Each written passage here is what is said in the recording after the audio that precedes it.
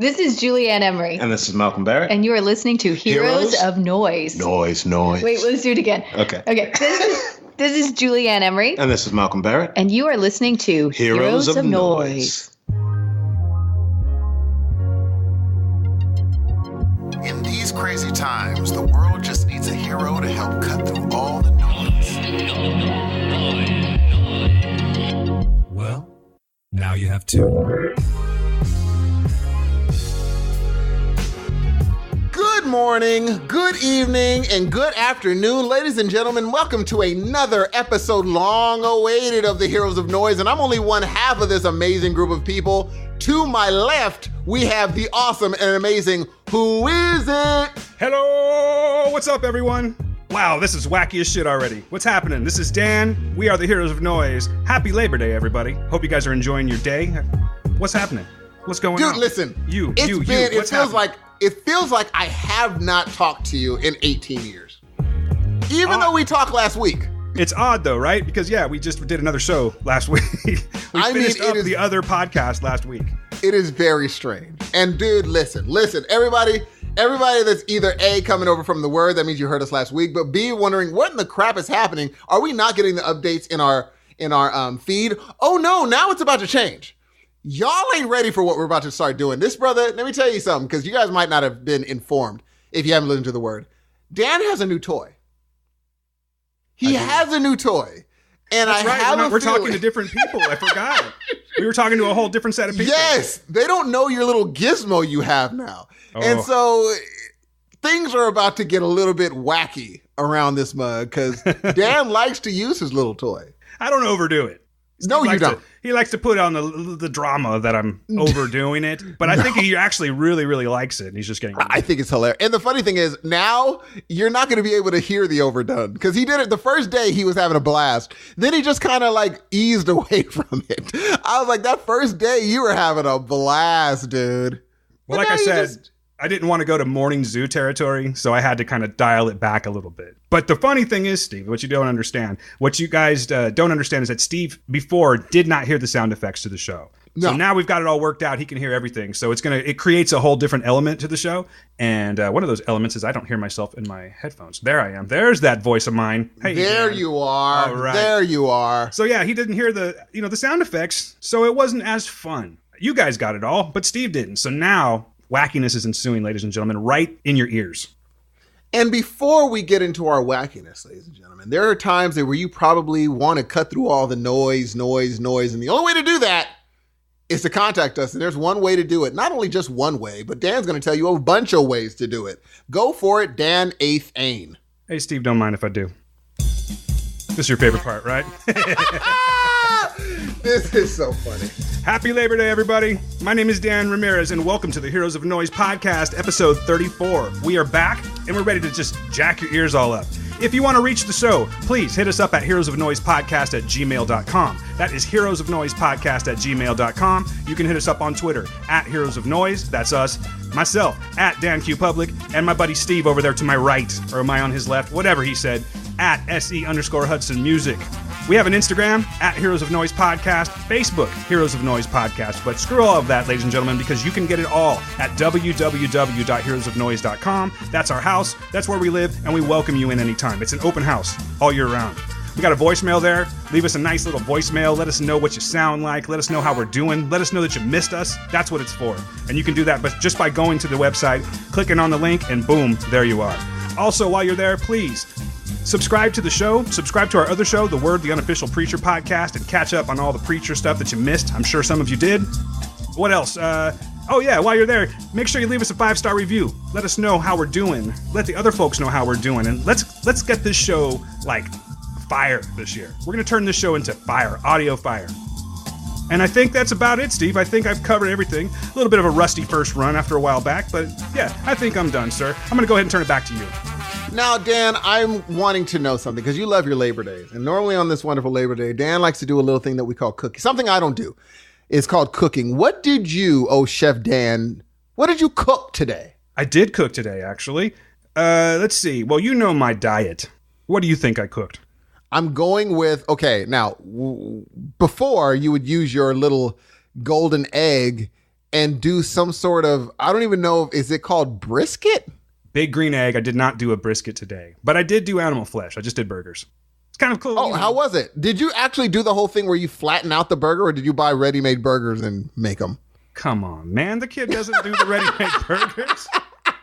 I'm going to forget I heard you say that, man.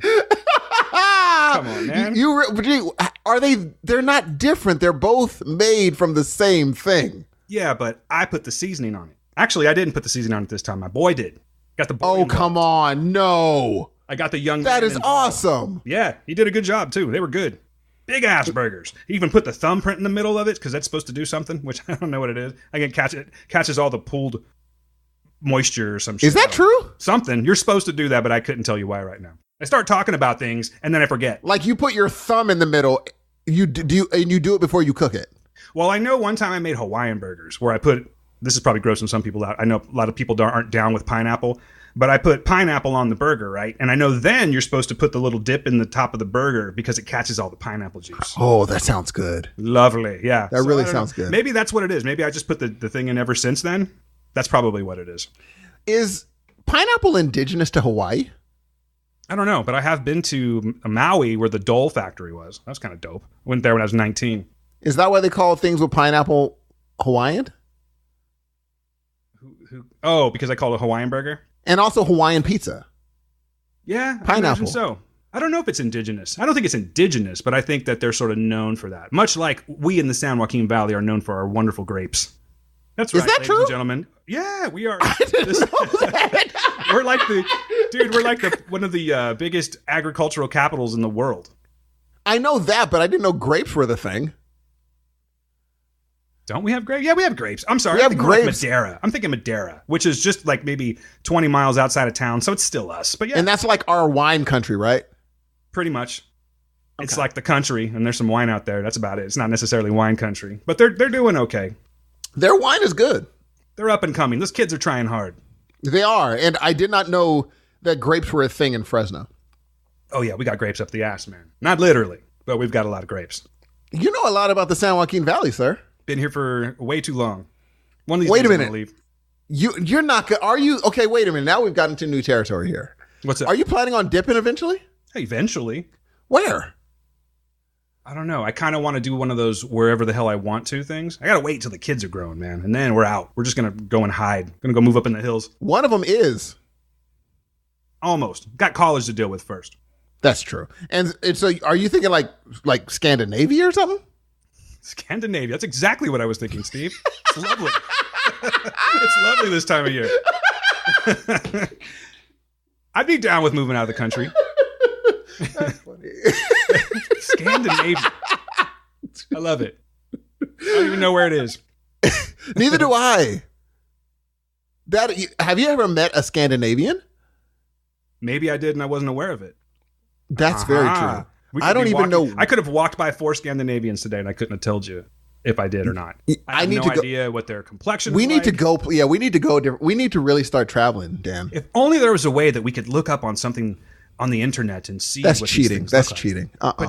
But doggone it, it's not invented yet. Yeah, it's cheating. You can't do that. You got to make the brain go. Because for me, I know that there are places that I do want to go. I know that there's, every time that someone's like, where would you live outside of the country? It changes all the time.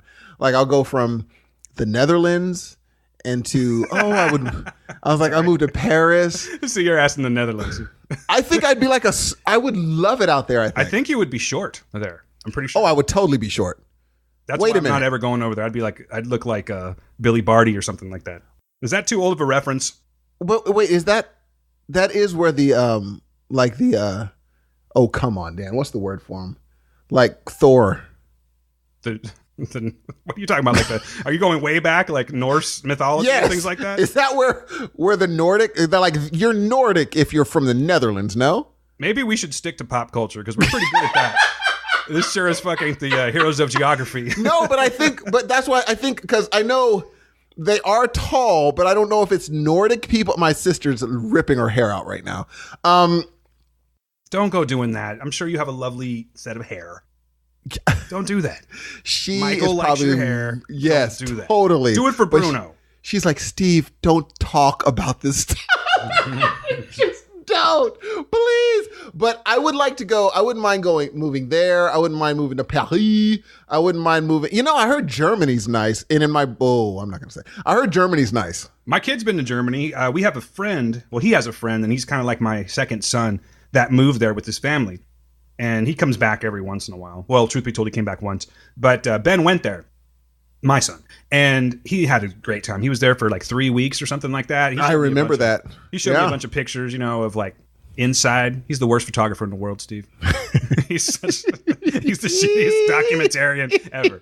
I know he's not going to listen. So I'm going to tell you about that now. If he does listen, it will be this one. I love the kid. He's wonderful, but he is the worst. Like he doesn't do any kind of documenting whatsoever. He went that is funny. He went on a trip one time to the tri-state area, and he did like DC and New York, and nice. Just a bunch of pictures of like Applebee's and shit. It's nothing. Are you kidding me? There was literally some pictures of like restaurants, and it's like here I am on George Washington's farm or whatever it was, plantation, whatever it was, and it's just like grass. There's no pictures of monuments. Here's a goose, but there's no, you know what I mean? Well, the thing is, here's what you're getting I think you're getting a look into what he's interested in. He's like, these things look interesting to me. I like grass and geese. That's it. There it is. And Applebee's. Now, he's not as bad as I'm making him out to be, but seriously, we're like, let's see those pictures. Oh. Okay, cool. Here's your phone back. Like there was no. Yeah. Oh, dude. The thing is, like my son, he's not impressed with anything. Like he'll go somewhere. I was like, "How was New York?" And he's like, "Yeah, it was all right." That's seeing better. Yes, exactly. Because he doesn't know how it is never to have been there. Because he's like at a young age, he just went, and so it's not a big deal. I think we'd go out there and be like, "Oh my goodness, look at this! Oh my, look at all the lights." But for him, it's like, I think they went like your son. Our sons have gone more places than we did at that age. You know what it is, though? They're like coming along for the ride, whereas we have to be the ones to plan it. Sure do. And save up for it. And, do. Make sure that everyone... You have to be the fun captain and make sure everyone's having a good time and everything like that. But you've been to Hawaii, though. That's big. It was nice. Very nice. But I haven't left the country yet, though. I don't count Mexico. I went to Ensenada one time on a cruise. That is totally counting. You can't not count it. That it's literally out of the country. But yes. But it's not. It's really not. It totally. I went to Ensenada too. That's where I went. It's literally out, dude. But it's just like, it's beautiful out there, though, isn't it? It is all right. I went during spring break though. Okay, and were you on spring break? So there's a big difference. You know what I'm saying? Yeah, it was pretty ill. I just went with like my mom and my wife and my kids. So you had a totally you had a PG Ensenada trip. There was no, let's go to the pharmacia and buy some Viagra. There's none of that. Yes, you just literally went there and be like, that's a lovely ceramic shop. This is wonderful. Let's go make sure we head to Mass. Wow. Yeah, everyone goes to Mass on the cruise. Fucking Steve. What did you say last week on the other show? You said that I have tea and crumpets with people. You do. You really do. You are, but I think, okay, I'm not going to say, okay, this week, my professor said I'm a little bit bougie. And when I say bougie, it's not like I've been raised whatever way. I was raised in a bad area, but now I drink espresso with a coaster. And he takes his coaster everywhere. Ooh. He has a little teacup with his coaster. And I said, you know what? Dan's a little bougie. Why am I bougie? Because you like your things a certain way. Such as? Please enlighten me. You're bougie when it comes to like for instance, the egg. That's a bougie thing. That's very bougie. I think it's more of an efficient thing. No, there's a way to be efficient, because here's the thing. You will pay big money for efficiency. That's a bougie thing. That's like saying, I want to be nice stuff. There we go. And the thing is, it's like, if it will be the equivalent to someone saying, I like to be efficient. My house is cleaned easier by someone else, so let me pay someone else to do it. That's bougie. I'm just going to hire a butler. I clean my house. I don't have a butler.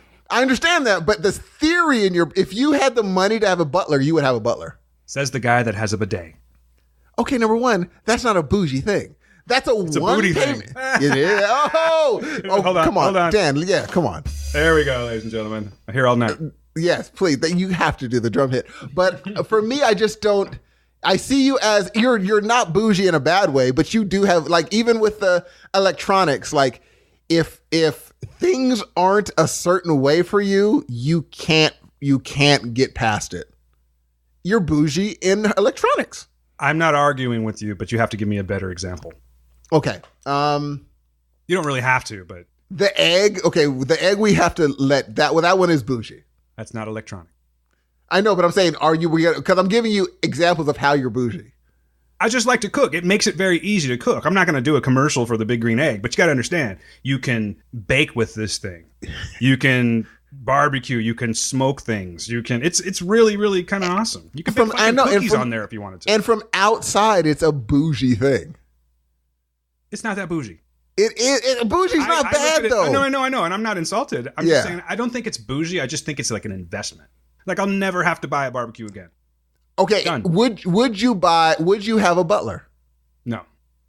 If you had the money? No, it's ridiculous. Come on, Dan. Why wouldn't? You would. Why would I have a butler? No. Because you would think it was way more efficient than cooking all the time. Does he have to be named Jeeves? Oh, yes, exactly. You'd have to. Now, if you're referring to like a housekeeper, yes, like that's what I'm saying. Comes in once every couple of weeks and does there. A heavy clean. No, fuck that. Really? I'm too private. Yes, I like to sit in front of the television and. No, I'm saying she has her own house though. He or she has her own house. So now I got to buy a house too. But I'm saying you're wealthy. Would you get a house? You're putting me in this hypothetical situation where I'm filthy rich. Maybe if I was like traveling, you know what I'm saying? Have someone there just to tidy things up, keep things dusted. I like a non-dusty house. But other than that, no, I'm not going to hire anyone to live with me. That's crazy. Okay. Because I think we're both bougie. I think we're both bougie. Why? You would have a butler? Oh, for sure, dude. Really? There wouldn't be a question. Would you have a driver? If you could just have someone drive you around. You know what? I don't think I would. I love driving too much. Oh, no. I think I would be someone's driver. No, I would get... Okay. When I get wealthy, I'm going to wear a suit everywhere. And when I go outside, they're going to open the door for me and I'm going to sit in the back. Just trying to be Jay-Z? Bruh, that's so funny that you say that. When I said that, I was thinking Jay-Z. I know you were. That is so weird, dude. It's not that weird. I just know you well, Hudson. That's all. You must, because right when you said trying to be Jay-Z, I'm like, wow, that's almost creepy. Because I had to think back in a second saying, did I say his name at some point during this? But literally, I think, and you know, the interesting thing is, I think him and Puff brought bougie into hip hop. They brought it's okay to be suited and booted. Yeah, I would definitely into hip hop. I would totally agree with that. I'd never seen people in like crazy looking Bentleys, suited and booted, and going to private planes. I was like, oh, y'all do this? This is crazy. It's a thing. It's a thing. But for me, I just was like, okay, if I'm rich, I might as well do it all the way. Because I'm not one of those that's like, I want a Lamborghini. I'd rather spend Lamborghini money on a driver where I literally, if I'm stuck in traffic, I'm not tripping like I used to if I have a driver. And I want to be close to my driver. Like, we know each other real well, and I know his kids. And he asked me, he's like, how are your kids? I'm like, hey, how are your kids? How's everything going? We're going to go out to Tea and Crumpets with Dan. You want to come? Sure. Like, we're going to be... Tea and Crumpets, G. I don't know where you're getting this from. That's hilarious. G, it's coming. Here's my thing. If Hardwick can do it, G, who can't? I think Hardwick drives a Maserati. I don't think he has a driver. But he could have a driver. I think drivers are $80,000 a year. Lots of people could have them if they wanted to. You know where I would have a driver, actually? If I lived in like a big metropolitan area. Yes. Where I have to be fucking with traffic all the time or something like that, then most definitely I would get a driver, for sure. But as far as like maids and things like that go, no. You know what? In Fresno, I probably wouldn't get a driver. You're right. Because I probably would buy a mass. Because my thing is, if you make $300,000 a year in Fresno, you're good. You're good, dude. And your house is federal. Do you know that our chief of police, Jerry Dyer, he makes like $325,000 annually. That's a grip. That's a nice, but do you know, nice little chunk you can put away. Did you ever look into how much we pay our football coach? I don't want to. Fresno State. It's in the million. Is it it's like something $1 million? Really? Yeah. It's that college money, man. It's that crazy college money, G. We pay him something odd $1 million. So insane. I was about to go off on a whole political thing about how what happened was I ran into an old friend of mine yesterday and in a healthcare setting, so I won't say his name or anything like that. But I hadn't seen him for a while, and we were starting to talk about it, and he was telling me about his career, I should say, and he was telling me how he does several different aspects of the police force, like SWAT, And then also he just got into K9. And I hope I'm not misinterpreting what he said, but essentially, you have your base pay of being a patrol officer, which is in the area of like, I want to say like $52,000, which is ridiculous to me a year. That's crazy. To go out and do that shit, that's fucking crazy. But anyway, but then you can go into like all these other things like SWAT and K9, and I guess there's more money in that. That's a whole lot of risk right there for the pay. You know what I mean? So he's a good dude. I know how you feel about the police officers, sir, but he's actually a really good guy. I've known this guy for a long time. I've never met him. Oh, you knew him? Yeah, I knew him. Used to party with him, which is the funny thing. So now I really... Oh, that's interesting. Yeah, we used to party like hard. But like, you guys don't know each other anymore? No. It was just a catching up kind of thing. But he's cool. It was nice to see him. Okay, wait. So wait, now you don't even keep in contact with him anymore? No, I think we both said it yesterday. We're both terrible friends. We just don't keep in contact with anybody anymore. You know that. I talk about that shit all the time on here. But that's interesting how if you ran into somebody you haven't ran into for a while, you're like, you know what, we really got to keep in contact. And then you literally said, no, we're not going to do that. There's no time. There's no time for him either. And the thing is that we were never like super close. He was more like friends with my friends, if that makes sense. They all lived together. So we'd go and hang out at my buddy's house. And he was cool. Don't get me wrong. Like I was really cool with him, but he kind of parallel played because he was trying to be a cop after a while. You know what I'm saying? So he had to behave himself. I'm with you. You know what? I get that because I think it's the same reason that one of someone we know wouldn't necessarily go out with us the way that they would have a few years ago is because he doesn't want to socialize with, not the people that he supervises because it'll be weird. They'll be like, why are you guys chilling? Yeah. They're like, why are you guys chilling together? And who knows what can happen. And next thing you know, you have something that you could hold over. Maybe he thinks that. Oh, by the way, our Fresno State coach had a 5-year, $7.9 million contract. Damn. Gee. That's insane, man. That's fucking rock star money right there. That is crazy, isn't it? Compared to what the teachers make, G. I know. It's ridiculous, dude. Don't get me started. Don't get me freaking started, dog. Here's the thing. I'm not going to do this today. Please do. If we're entrusting the futures of our kids in people's hands, they should be getting that salary. Because if my kid becomes super successful, I'm going to look back and say that teacher was worth every inch of that $7.9 million. Because my son now looks back on what he or she said to him and says, oh, that's what I built my legacy on. Because I remember him saying, don't ever give up. And so I'm now never giving up. That's huge. And all it took was that little push. Like if your son's music teacher was just like, he gave him a little nudge and soon he's doing whatever he wants to do musically. And he's like, oh, it was all because of that one talk I had with him. That was worth $7.9 million. It was worth it because he's like, I took the time and actually sat him down and said, look, if you want to make it, I'm going to help you every step of the way. But you have to give whatever talk he gave him, that talk was worth that money. But gee, what is a football coach doing? You know what? I'm going to actually flip this for a second. I was thinking about it while you were talking to me. So I'm sorry I wasn't saying, No, go. I was thinking about this. No doubt. I can't fault the man. You know what I'm saying? Like, it's not his fault. Exactly. No, it's not. It's not his. I'm saying we are. Yes. We're doing it. It's our fault. The concept of that's okay to do that. Thank to pay you. That much That's money what I'm saying. Insane. But It's just like, the man. Yeah. It's just like me saying like, oh, I randomly I chose a thing of I kick a ball every day in my backyard and I get paid $20 million and everyone hates me. Someone is going to say, don't hate him. Hate whoever's willing to make it so that job is paying him $20 million. That's who you get on. Obviously, he should take that money because if you're going to pay me that money to do it, I'm going to do it. I would take that money in a Totally, I would. I just think it's our fault because our priorities are messed up. We've made it normal. That's what I'm saying. And that's not normal. I mean, that really should not be. No, our teachers should not be making $40,000 a year.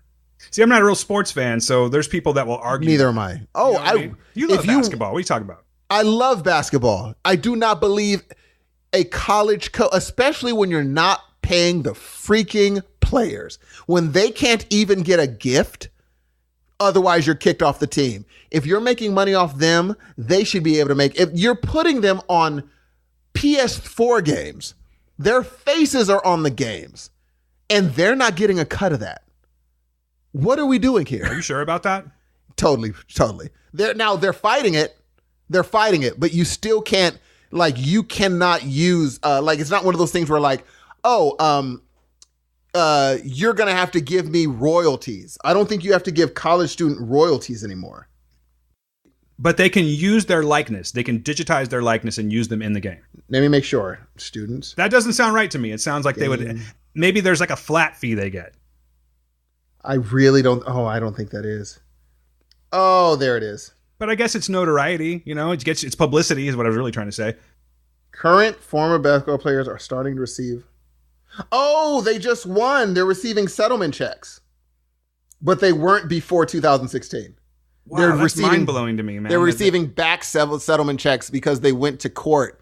And the NCAA is now having to, before 2016, they could use their likeness and just use it. How crazy is that, G? And like now I believe that there should be a situation of, can we all agree that college students are professional players? You're making that much, they're filling stadiums.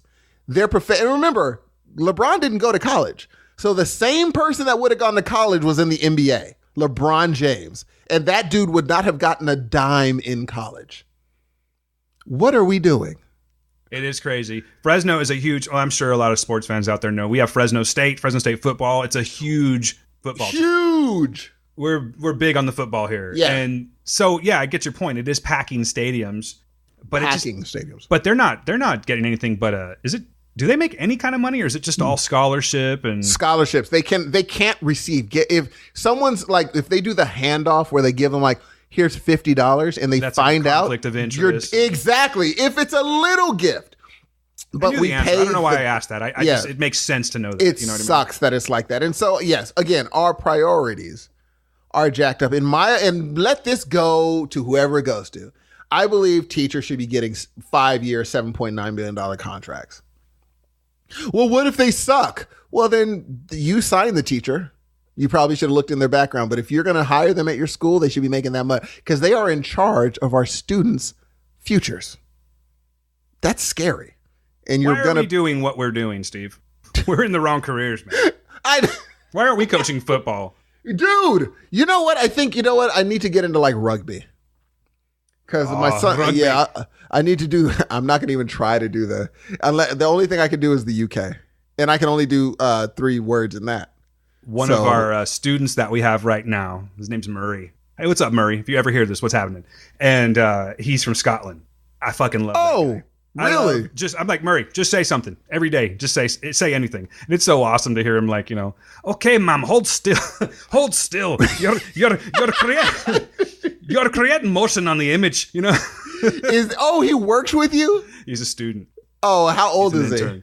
I think he's around 34 years old. Coolest dude ever. He's a big guy. That's where he plays rugby, or he used to play rugby. Oh, come on. And what is it about? Like, he's just a fucking rock, this guy. So cool. Big. He's not like a really big guy. He's about maybe just a few inches taller than me, but he's just massive. Solid. Yeah, he's just a big rock. He looks like the Thing. And you're training him. Yeah. And is he good? Yeah, he's great. He's still kind of green, but he's getting there. You can just tell. Like, even what you do, you can tell if you're training somebody if they're going to get it or they're not going to really you can usually tell by the first couple of nights or days, whatever, if, they're going to cut it out. If they're going to be a quality worker. It's just in you. Either you're a shitty worker or you're not. There's people that can catch on, but you can usually tell the people that can't do it. He's not that guy. He's the one that I can tell he's going to grow and be pretty awesome. I would feel sorry for, like, if I were in your job and there was someone trying to do the job, they graduated and everything, and they're in there, and you literally see them trying and they're not getting it. That would break my heart, where their brain just does not work on this thing. And you're like, I see you trying, and they're not lazy. It's just not clicking. It would just break my heart. I'd be like, daggone it, you're trying. And there's some people who don't try and just get it. And they don't even try to get it. And they're terrible workers, but they just understand. And these people that are really, really trying, their brain just is not wired that way. They can't understand what they're looking at. And I don't know how you tell that person, I'm sorry, but I was a clinical instructor for a long time. I still am. And sometimes you have to have those talks with them. You have to be real with them. it's not up to me to be like, look, you're not cutting it. Actually, I can say that. Yes, you really But I do question them. I do question them all the time. That's one of the first questions I ask them is, so what got you into this? What made you want to go into this business? I don't know why I'm being so cryptic about it still, but I still want to just keep a little bit of anonymity to it. But, yeah. I don't know. You can figure it out. Listen to the show. You can figure out what I do. I have 2 words, Wall Street. Go from there. That's it. Totally. Yeah. Go with that. Mm-hmm. Yes. And go with God, by the way, too. But anyway, there was, I've asked them, like, why did you get into this? And if they say money, they're fucking wrong. Because it's not, it's a good living, but it's not. Really, depending on where you are, true, you could make a killing. True. But sometimes that's not the case. You know what I mean? And that's so that shouldn't be your first answer anyway. When you're in healthcare, I'll give you that. I'm in healthcare. Wall Street. That's not what. Yeah, exactly. I'm a doctor in case anyone has a stroke in Wall Street. Yes. I go over there and I act out, help them out. Funny, yes. Throw them a nitroglycerin or something like that. Clearly, I'm not a doctor because nitroglycerin and strokes don't make sense. But hey, no one's listening to that. I wouldn't have known. Yeah, but you know what I mean? Like that tells me right then and there, like they're not going to cut it. Or I shouldn't say that. What I should say is that I'm going to have a talk with them and kind of put them in check and let them know, like, that's really not the reason that you should be doing this. Yes. I'm not going to get on my high, like, my high horse is a bit of a high horse, like a higher horse. I can be a dick when it comes to that kind of thing. So I'm going to get off of that. But you do know, because if they give you the answer, say they're like, hey, why'd you get into this job? And you're like, and a person's like, I've always dreamed of doing this. And you hear them say, school was the hardest thing I ever did. I barely passed. And now you're like, uh-oh. And they're not getting the information. They're not being able to retain it. They're trying everything. And some people's brains don't wire in what your profession is. It's not that they're not trying. Their brains just don't retain what you're teaching them. Exactly. And it would break my heart to have to tell someone that dream you had, either you're going to have to just work harder than everyone else. You're just going to have to work 10 times harder to get things like that. Or just say, have you thought of something else? That's 2 years gone, though, of schooling. I try more than that for some. First, you know what I mean? I'll do a pep talk with them. Yeah. Pull them in. Try to be really cool about it with them and say, hey, listen, this is what I notice is amiss. Let's fix this. And if it doesn't fix it, then I just make a phone call. And I'm like, you got to take this one out. We need a new one. That's what that's hard, dude. I'm actually pretty good with it. Like, I'm good with it. It doesn't bother me. Yeah, for me, it's just like, if I know someone's trying, like if someone said, hey, Steve, I need you to show me how to play the keys, and they're not getting it. And maybe I say, okay, well, we're not going to even try shortcuts. We're not going to try cheat codes. We're going to go straight from the book. Question 1, side A, part A, section, that whole thing from and they just don't understand. I could not tell them maybe music isn't your thing, because it would just break my heart, especially if they're like, I've always wanted to do this. I'd be like, okay, I've got to figure out something. But Dan's like, take this guitar and get the fuck out. Go play on the street somewhere. Speaking of guitar, does your daughter still play? She hasn't been playing for a while. She's in band though. She's marching band. That's a plus. So that's a plus. That's her focus right now, all band stuff. But she has this beautiful guitar that she can play really well. She's capable of playing it very well if she wants to. And it's just sitting there collecting dust. It's kind of sad. I remember you getting it. Oh, I do too. Maybe you should pick it up. Speaking of bougie, and now it's all booty, all dusty, just sitting in the corner. You should pick it up. Play.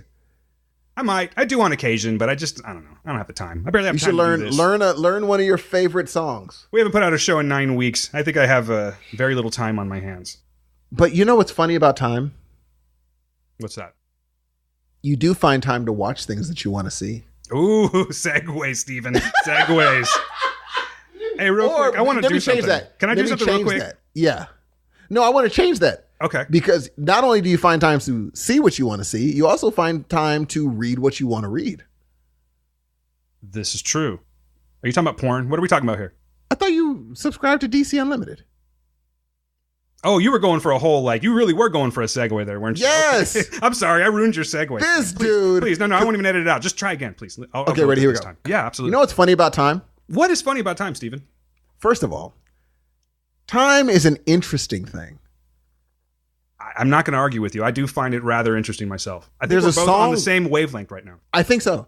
And when you don't have time, you make time to do things you love. Would you agree with that? I would agree with that 100%, sir. Loud and clear.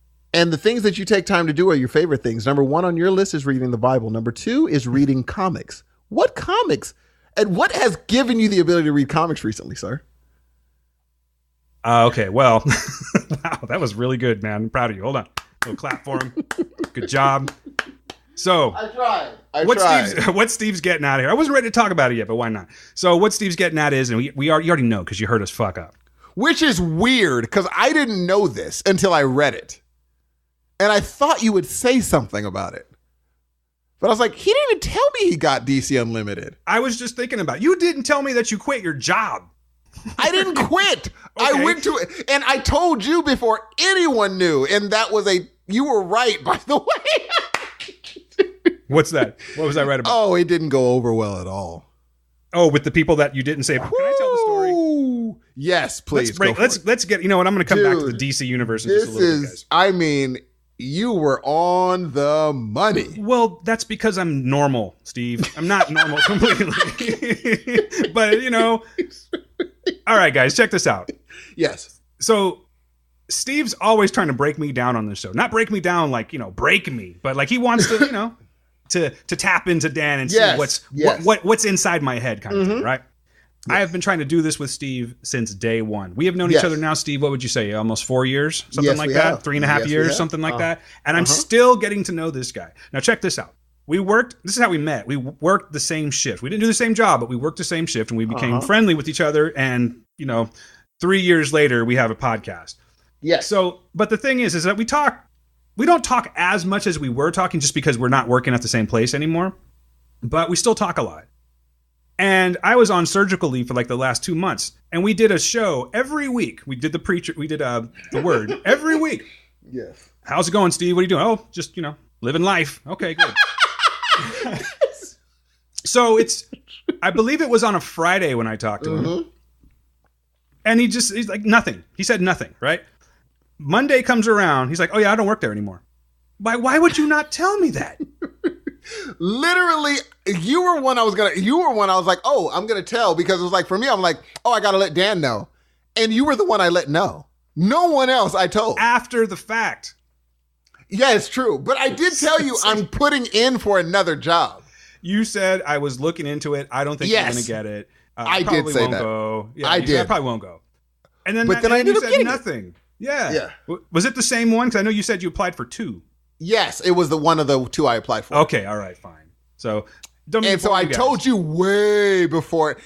And the funny thing is, it's not way before anybody. I literally didn't tell anybody else. Yeah, he told no one else. So I get to work 2 months later. Oh, dude. Okay, not 2 months later, a couple of weeks later, but I was off for 2 months. So I get back, and they're all, hey, your buddy doesn't work here anymore, right? Well, yeah, I heard a little something about that, probably when you did. Steve didn't even say bye to one single person. And I saw them the Friday before. I would have been those people too if we didn't do the show. That's what I'm starting to think. It was like I got an email from a worker in the lab and all it said was, really, dude? Yeah, I'm not scolding you. I'm not scolding you, but I have no other word for it. It was rude. It was totally rude. It was with the really, dude. I was like, inconsiderate. That's a better word. It was totally inconsiderate. It was. And I'm getting texts from people that knew I was leaving and were just like, dude, one of the people said, you know what? I don't even want him to come back. Damn, Steve. He's like, I don't want him to come back and I don't want him to say hi. I really wanted to know if his son was going to do well in college, she's like, never mind. Wow. Crazy, right? In your department, or just someone that's just kind of no, someone that like someone in the I was around the lab a lot. Yeah, one of those people were like, you know what? Because I saw them on Friday. I saw them on Friday night, and I started the new job on Monday. That's crazy. I'll never get you when it comes to stuff like that. You're a trippy dude, man. I love you, but you're a trippy guy. That was crazy. I didn't think it was going to be, I literally thought they were going to be like, oh, cool, Steve got a new thing over there. Okay, cool.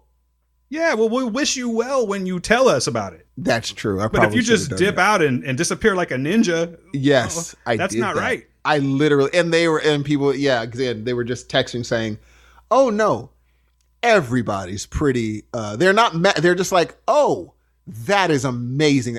He worked here for 10 years and just leaves. I'm just as puzzled as they are. Just so you know. So my question to you is, what's your solution to this problem? Is there a solution? No, there is not. I'm just be like, well, it's one of those things where you win some, you lose some. Yeah, you got to live and learn. You kind of be like, okay, I won't do that next time. Note to self. Okay, so 2 weeks down the line, you're at like Costco or something, and you run into this person that said, you know what? Fuck that guy. Do you go up to them? Yeah, I say hello, and if they give me the attitude, I'm like, oh, well, live and learn. Okay, that's cool. You don't let things get to you. No, because especially when I'm in the wrong. I cannot be, oh, that punk, why would he? No, when I know that I did the wrong thing, I have to just take it and be like, welp, that got on the jaw. You got to just take it on the jaw, G.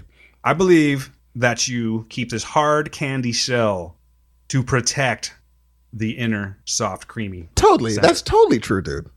You know that is, you know what's funny? I think that is not only, oh, snap. I see right through you, Hudson. Here's the funny part. Okay. Do you drink soy? Wow. And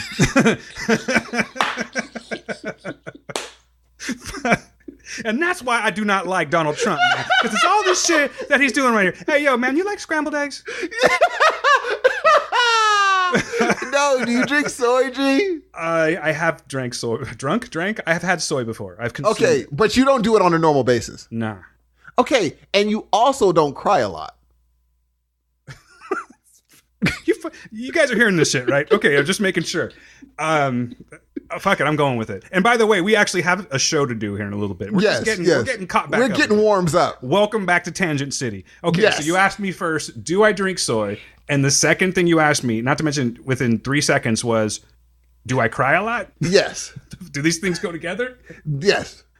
Okay, well, I'm going to go ahead and say that I drink soy on occasion, and I think I've cried more in my 40s than I've cried my entire life. How's that? Okay.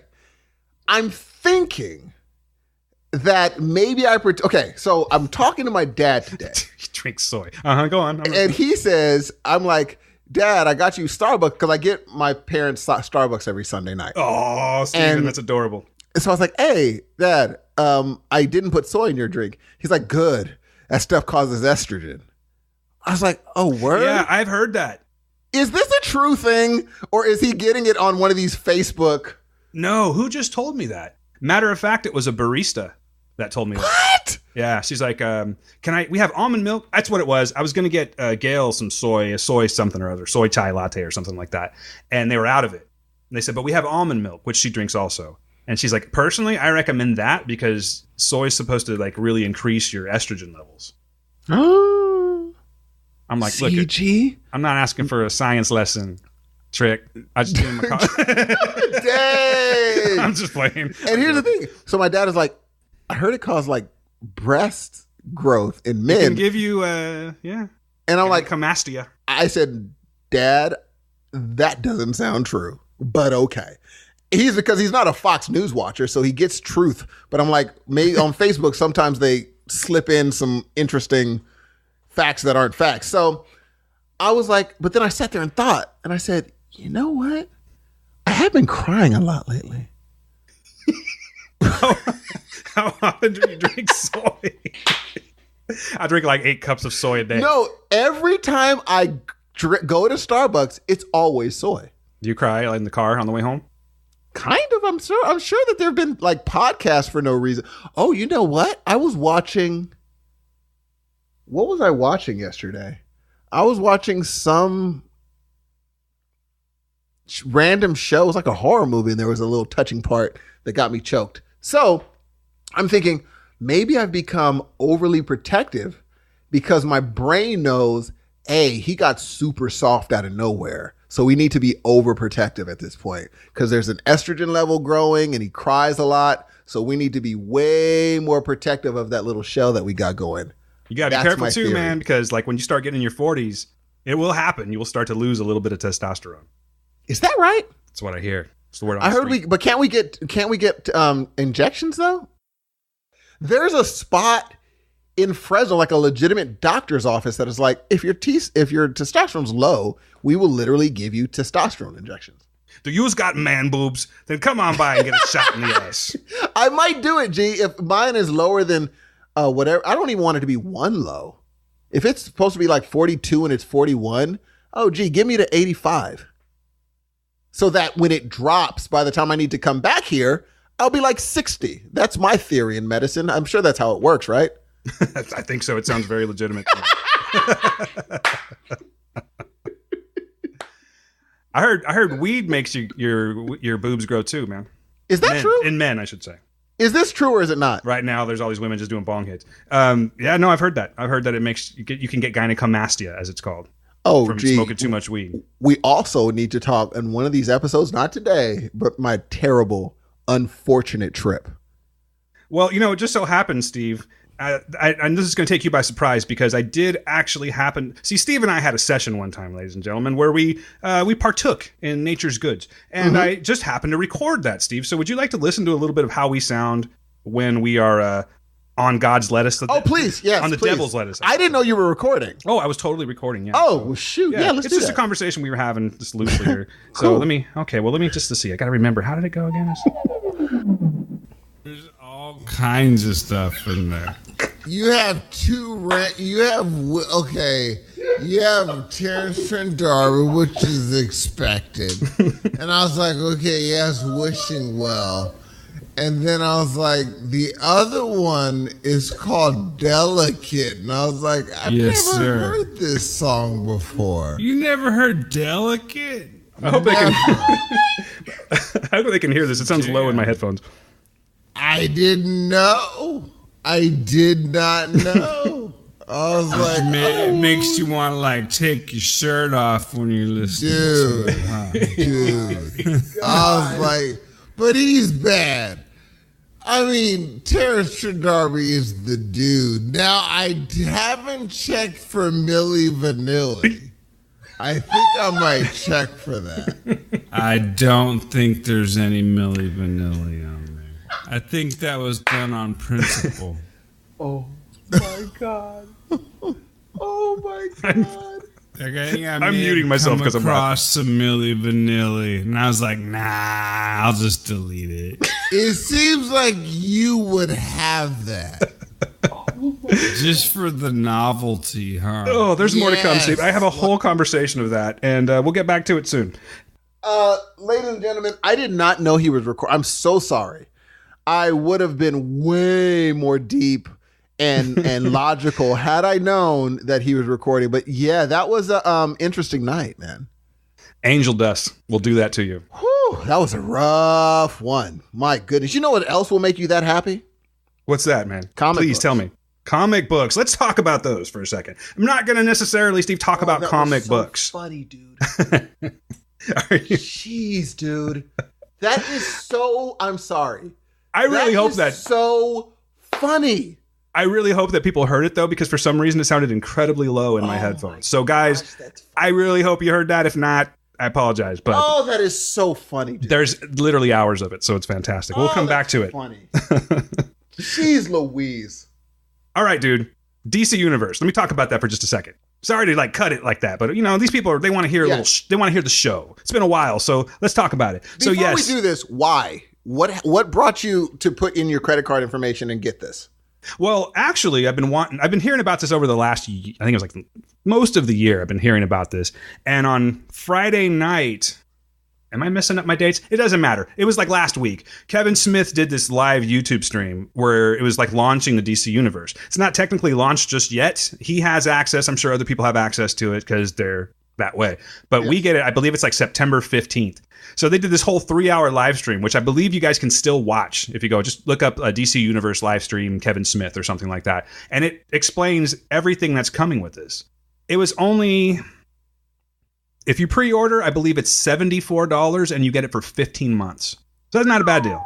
That's not that bad. No, it's really not that bad. I know it's going to go up in price, but these are just some of the things that are going to come with it here. I don't have it all memorized. I'm not going to bullshit you, but I am going to pull it up here in just a second. But okay, here we go. So this is good stuff, man. There's a reason that I got it though, personally, and it's not so much for the comics, but I'll get to that in just a second. There's a show that's going to be coming out, and this one debuts, I want to say it's September 5th or 15th. The 15th, sorry. Shit, I don't know now. Gotta look. Anyway. Oh, no. I'm completely wrong, guys. I apologize. It's October 12th is what I'm talking about, and it's Titans. Now, you've heard about Titans, right? Have you heard the live-action Titans where it's got you've seen Robin, and Yes. That looks dope. It looks amazing. It really does. Wait, this isn't just comic books. No. Oh, you were thinking like you were thinking like the Marvel reader? Marvel Unlimited, yes! No. This is way better. Now, truth be told, I like Marvel a little bit better, but there's some good shit that's coming out right now. So let me just find this here real quick. Usually, guys, I would edit all this shit out, but I'm not going to. I'm feeling loose tonight. Steve's got himself a cider. Brewski, yes. He's got a little brewski there. So, all right. So this is what's coming out. So we're going to get live action Titans, Young Justice, Outsiders. Let's see. A Harley Quinn half-hour animated series. This is the one that I got it for, bro. I don't know if you were ever into this. Swamp Thing. Live action Swamp Thing, G, in 2019. Holy crap, dude. Live action Doom Patrol is coming out. Listen to this, though. I'll just read a little something from it here.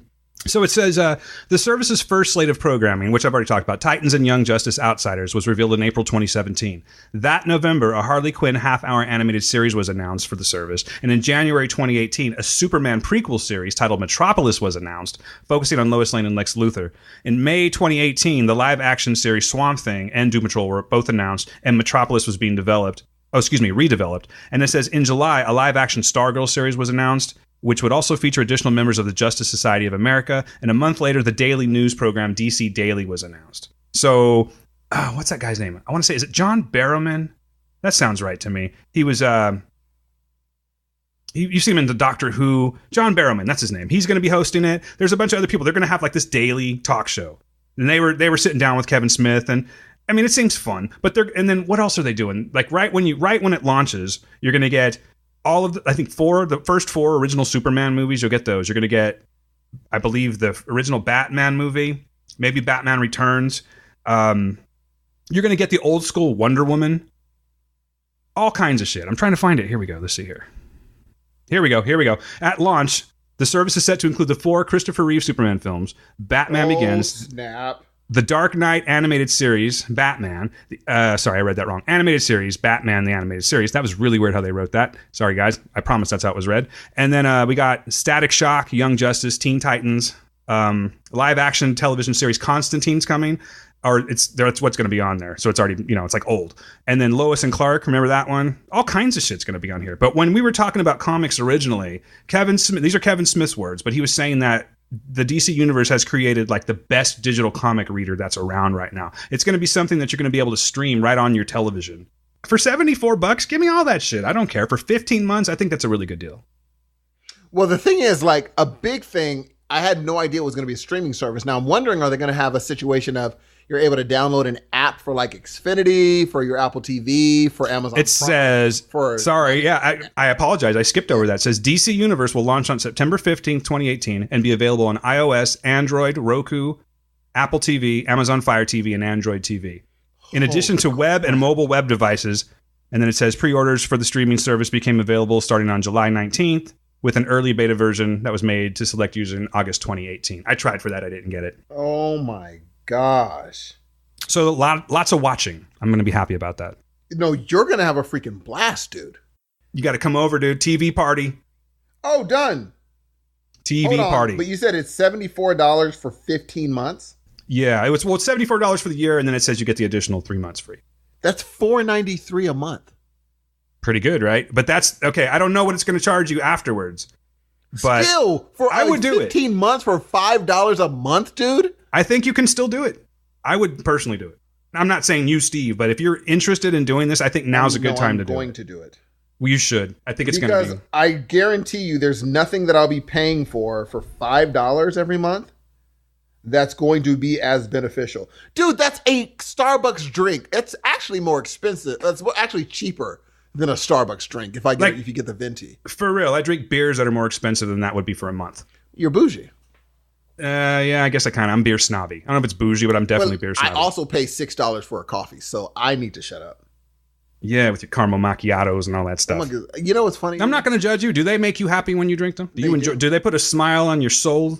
You know what I'm saying? Like on my very soul, I probably cry if I know myself. Wow. Well then, but it's like a good thing, right? Of course. So there you go. You got your money's worth.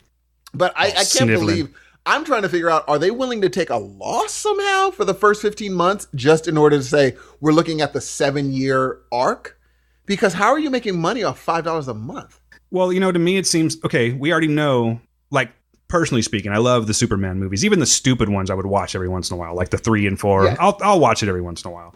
But there's already so much content that's there, and they're going to keep adding to that. Now, what I'm concerned with is, because they're promoting the shit out of Titans, and I'm hoping they're going to do the same thing with Swamp Thing and Doom Patrol. But, like, are they going to be good? You know what I mean? That's the question. Are they going to be good? And if they aren't, then we might have a problem. We'll see. It should. I mean, and also, then we got for you guys that are going to be looking up this information. When you see a skinny dude that kind of resembles Kevin Smith, you're on the right channel. Yeah, it was. You know what? It was really weird to see Kevin Smith because again, it was live, right? And yeah, he's very thin now. So good for that guy. Right? He's like Weight Watchers and everything. I think he's down like 60, 70 pounds or something like that in like 6 or 7 months. How crazy is that? It's amazing, man. The guy was on his deathbed a year ago, a little less than a year ago. And here he is, man. We almost lost Kevin Smith. I wouldn't have been ready for that. You know what I mean? Oh, but he looks healthy. He looks a little weird, though. I'm going to say this about Kevin because, I can say this. It really doesn't matter because Kevin's living the life and I'm chilling recording something in my bedroom right now. But that dude's got to get some new clothes, man.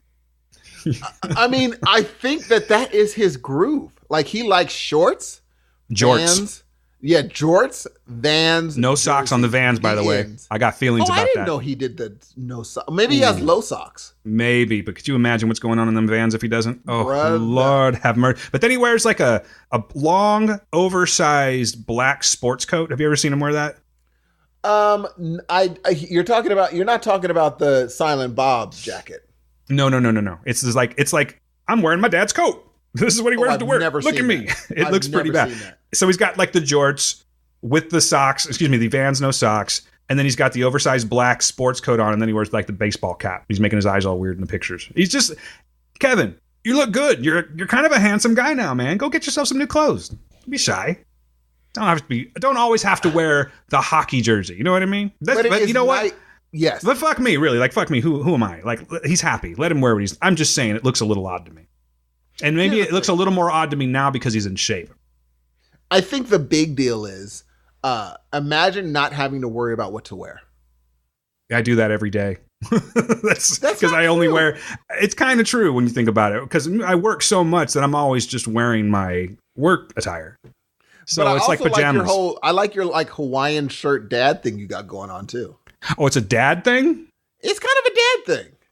Really? I didn't think it was a dad thing. Now I'm never going to wear it again. Hawaiian shirt is totally dad thing. Really? But I like dildos it, on. I think it looks good. And a matter of fact, I hope you didn't shave your beard. No, it's nice and fluffy right now, in fact. It looks good because I think it makes you look younger. Oddly enough, dude. I don't understand how that works because it's like, seriously, guys, my beard is like fucking gray. It's crazy. I grew a beard while I was on vacation and it's pretty gray. Not like, oh, Dan's getting gray. Like it's fucking Santa Claus gray. Would you say, Steven? Oh, would you agree with that? It's gray, but it's not all big like a Santa Claus beard. Or I don't think it's Santa Claus gray because Santa Claus is not gray. It's white. It's more salt and pepper. Yeah, but mostly salt. Clooney thing. You have a Clooney thing going. Mostly salt, though. I don't think so. I kind of dig it though. I like it. It's grown on me, literally, yeah. And I also like it. And have you gotten compliments? I'll thank you to stay out of my personal affairs. You have gotten compliments, Jay. People probably like, that looks. Oh, by the way, did you run into the person that you had the bet on with weight loss? Yeah, but we didn't get a chance to. I'll tell you about that afterwards. There's nothing to it. It's not really worth telling. It's not even worth bringing up. Won? Oh, there was no bet. I told you there was no bet. Oh, see, if everybody doesn't know, I thought that there was a bet between him and another coworker of who's going to lose the most weight. And I know that Dan was, he's a person that, tries to work out. And so I wanted to see who won. Literally did not work out. Okay, I worked out once the entire time I was off. That's working out. I was convalescing, sir. I was healing up. I was making myself better. You were convalescing, G. I was getting bingo wings because I can't work out my arms right now for another 4 weeks. You were not getting bingo wings. Nah, I'm exaggerating, of course, but I'm ready to start working out again. Oh, are you about to go? I got another 4 weeks before I can do so. Are you ready? Yeah, hell yeah, I'm ready, man. All right. Okay. Enough about me. Here's the thing. The only thing that's going to keep you from working out is watching TV. And that's something that you have been doing. What have you been watching? Oh, I've been watching, I think we're going to talk about a lot of the same things today. So what do you say I can't wait. The first let's not ping pong. Let's just get into it. The first one, I cannot wait. Let's do it, man.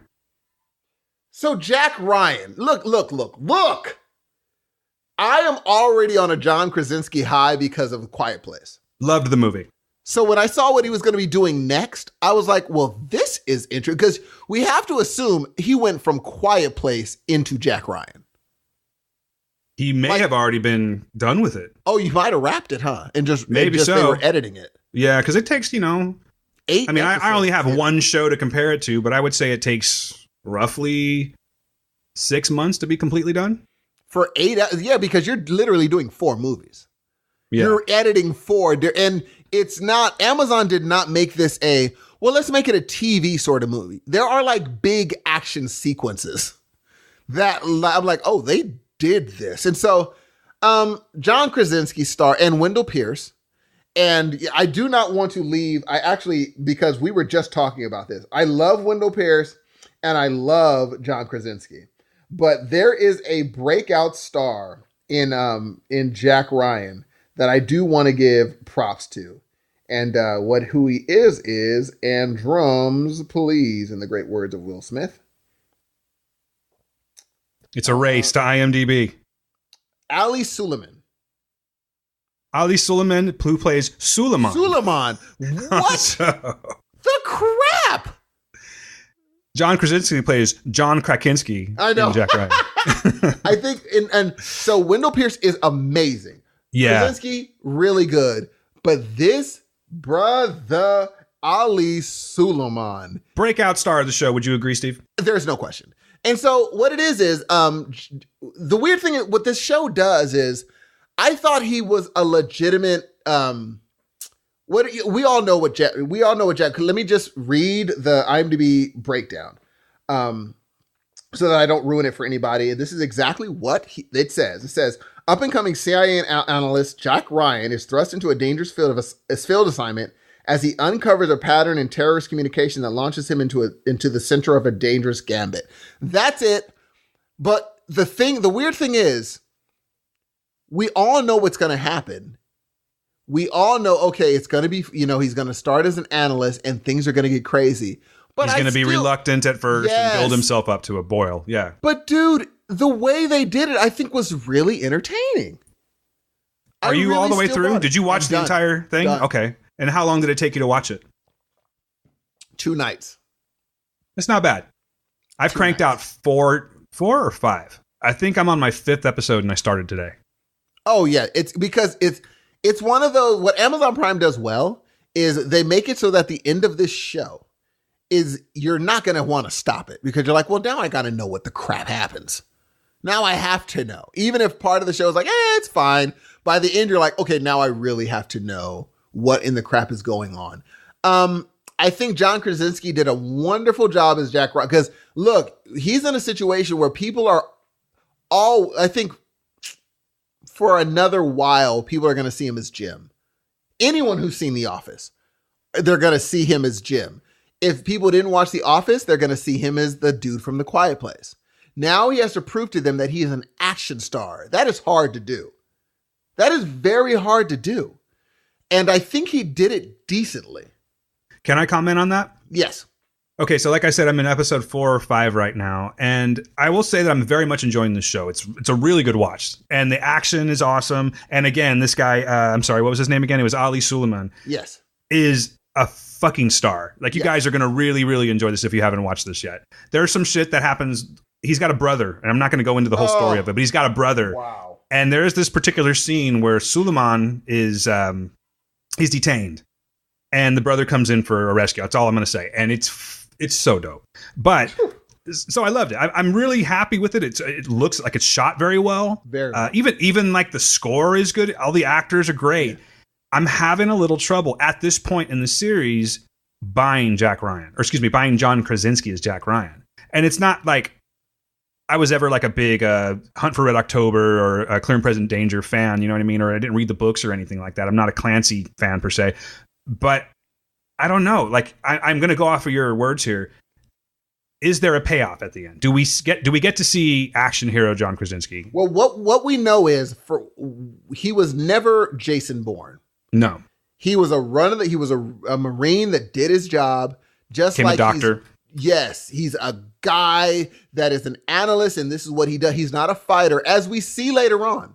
He's not a person that throws them things. He's a person that's just like, I prefer to do numbers and run analysis. Yeah, he can get down, but it's not something that he wants to do. No, and he can't really get down. Like, there are parts where, and I it's the closest thing I can say. There are parts where Jason Bourne would have had a field day. He would have been like, oh, this is game time. Next question. Because that's what he does. This isn't what this character does. He's an analyst. And so all he does is, he's like, all I can do is use what's around me that I think can let me win. But he's not a fighter. And I think him becoming this person, he's not there yet. And you could tell Wendell Pierce is this person. If he has to do it, he'll do it because that's what he was, a field guy. And dude, let me tell you, Wendell Pierce is so damn good on this. Oh, he's so good, dude. You know, I know that he's a different James Greer than, say, Edward James, or not Edward James almost. I'm so sorry. Wow, I just blanked. Darth Vader, come on. Yes. James Earl Jones. Thank you. I don't know. I said Edward James almost. Not the same thing, but three names and there is a James. Three namers, yeah. Exactly, with a James in it. But, he's an older admiral in the movies. And I imagine in the book too. So I have heard the complaint, and this is if you go to, like, say, IMDb and you start looking at their user reviews, that it's not what they're wanting for a Pierce. I don't really have such an allegiance to that former character that I can get down with this one, and I like it. He's edgy. He's clearly done some shit that he's not proud of, and he's now paying the price for it. That's why he's where he's supposed to be. Right? Am I on the right track here? Like, do they ever go into that? Okay, because I don't want to. Yes, they're going to tell you what happened. Yeah, this is spoiler territory, so I don't really want to give that to you guys. But there is the character James Greer is now, he's been, I believe they called it PG-End, if I'm not mistaken, and they took him from his role when he was out on the, in the fucking action. They took him out and desked him, basically. They made him like someone that's just like the head of an office now. But he's a really, really strong character. But there's like this mystery of what exactly he did. And he's got this troubled past too. He's got he's estranged from his wife and whatnot. Both do. Yes. That's right. Yes. Because, see, that's what I was asking. Well, hold on. Let me finish up with him real quick. I like that. But apparently it's not what certain fans of the books and of the former movies were actually looking for. But I don't have that. So I think he's fucking awesome. I really like it. As far as Jack Ryan goes, I was getting a little bit of that. Like, you do see him kind of having like a PTSD type of thing. So to me, it seems like what we're going for is that it's going to be where he's reluctant right now. He's, like you said, I'm an analyst. I'm not trying to go back into that. I'm an analyst. But of course, he's going to get pulled back into it because that's what these movies do. And I'm hoping that there's going to be some badassery coming soon. Or like maybe on the final episode, we're going to be like, oh shit, they're going to set it up nicely for a season 2. I assume they've already done so. I will say yes, they set it up nice. But it's not one of those situations of what happens next. No, they close out this story wonderfully. They're like, this story is done. It's not a situation of cliffhanger. No. And here's what I will also say: Timothy Hutton plays a wonderful douche. I forgot old Timothy's in it. Every time I see him, I'm like, there's Timothy Hutton again. But yes, Timothy Hutton plays an awesome douche. That's just I like him. That's what he's built to play. That is the thing. I think it's fun seeing him and Wendell Pierce go back and forth. But again, it's just a series of great, fun set pieces. One set piece that is going to stand out is when his brother attempts to rescue Suleiman. That set piece is movie level. Oh, most definitely. There's a movie happening. Absolutely. And I think it's so entertaining. But I think the second season is probably going to have more legs. Because now that they kind of said, here's how Jack Ryan and, here's what he does. And now that you know who he is, we can now not even worry about his history and push forward to what's going to happen. I'm buying all of it. I'm like totally hooked on this show. I couldn't put it down, to be quite honest with you. But I'm just saying out of everything, and I'm not really bashing his performance, I'm just having a little trouble buying Krasinski right now. I think he's a fantastic actor. I think he's a fantastic writer. Yes. You know, and he looks the part, but I'm just hoping that I'm going to feel a little more like closer to his character by the time everything's said and done, because I'm very much invested into it. I'm invested into all the other characters, just not so much him yet. It doesn't seem to me like this show should be called Jack Ryan from where I'm at in the show, but there's a fantastic story going on. You know, I think it's going to be, I don't think he's ever going to get out of I think he's always going to be an analyst that happens to be put in situations. He's never going to be that beast of a fighter and all that stuff. He's just going to be an analyst that is put in situations. So I think that's what you're going to be seeing. It's never going to be, James Bond or anything. That's totally fine. I mean, I'm not really expecting that. I guess I'm just wanting more. I'm left with more to be desired. You know what I'm saying? It just doesn't, I'm seeing this fantastic action series happening and John Krasinski walking around in the middle of it. That's how I see it. Totally. And maybe other people disagree with me. That's just where I'm at. But I'm not like really knocking his performance or knocking the show. I totally recommend that people watch this. That's just where I'm at currently. I'm kind of curious to see what happens and if I change my mind, because he's got to do something.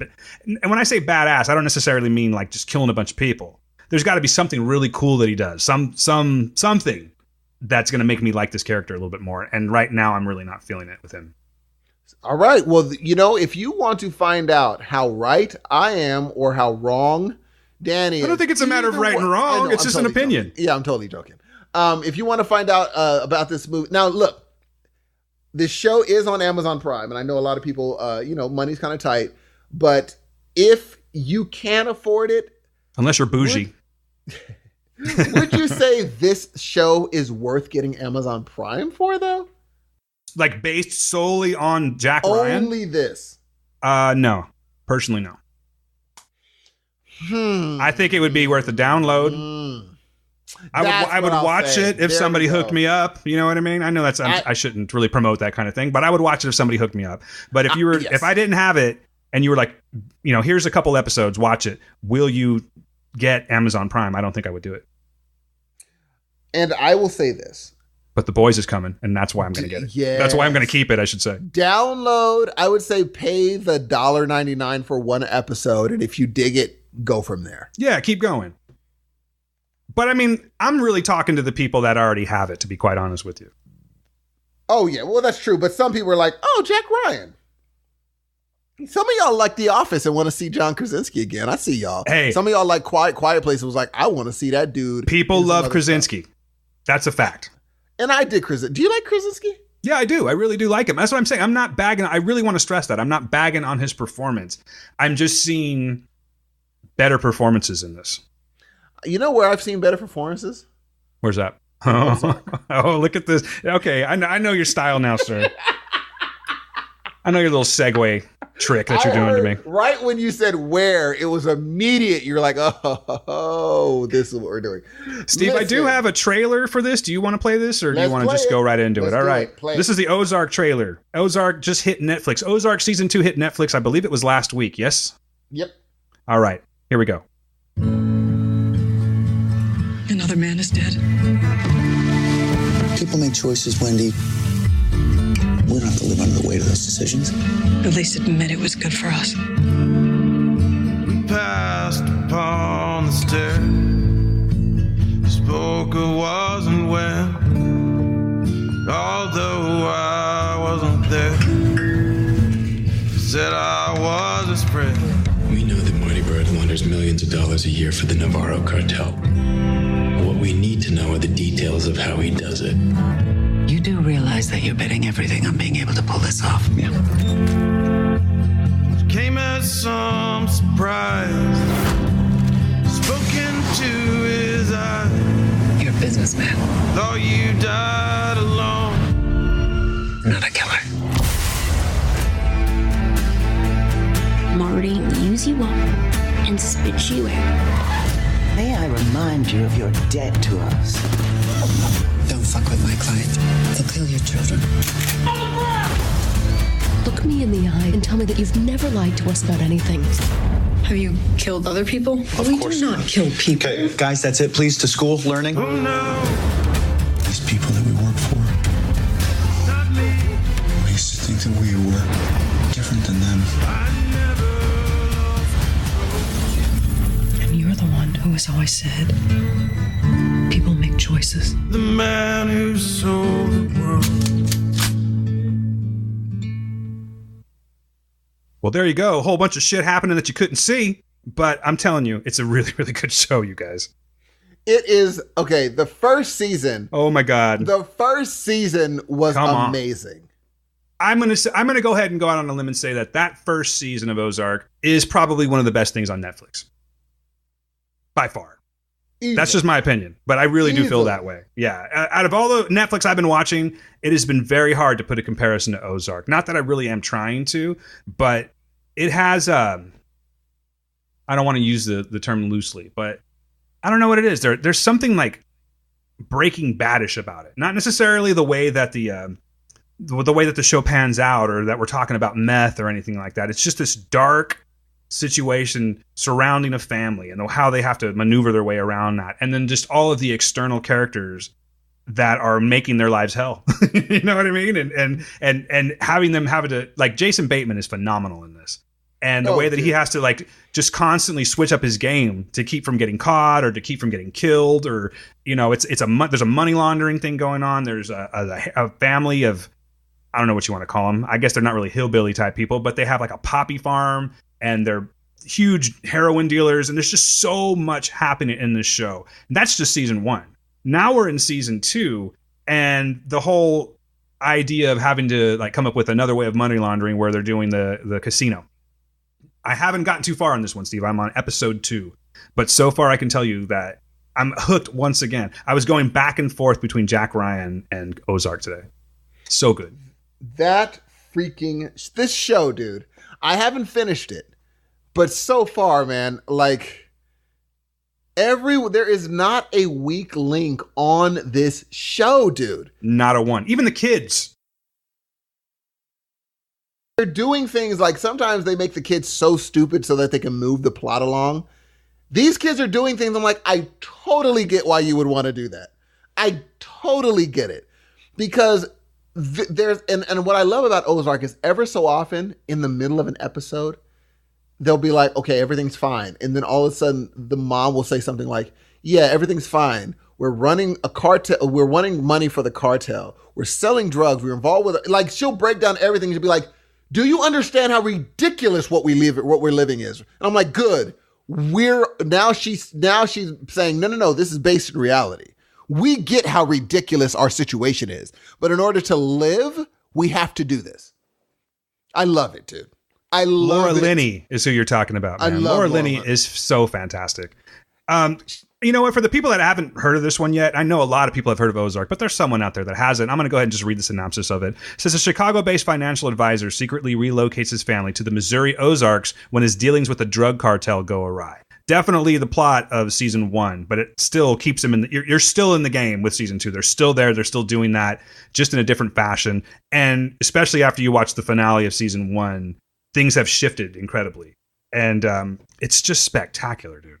Laura Linney is fantastic on this show. She's there's a certain darkness to her character, and she's able to just completely turn off her morals and do some seriously dirty shit to people. What I'm talking about in particularly, Steve, is the one I just finished watching where they were trying to obtain the votes for the casino. Yes. And she had to go to a little bit of blackmail with a certain senator. Do you know what I'm talking about? Oh, yes. Yeah. Just dirty, doing them dirty, man. But they were already dirty to begin with. She's just doing them dirty again, or, you know, taste of their own medicine, so to speak. But this fucking show, you guys, unreal how good this show is. Jason Bateman I don't really think Jason Bateman ever does a bad performance. You know what I mean? I mean, Game Night was awesome. What else has he been in recently? I guess I'm more so focused on Ozark, that it's like Ozark and Game Night that are like fresh in my memory. But I've always liked him. I think he's fantastic. He's never really done anything where I was annoyed with him, even in bad movies. You know, I think when I look back on what I listened to an interview recently, and he talked about how he was put on pretty much a blacklist, just his name. You're like, it was my name that was poisoned. Like when someone's like, oh, we're looking for this, and it matches up. They're like, oh, we have Jason Bateman. They're like, ooh, but who else other than Jason Bateman?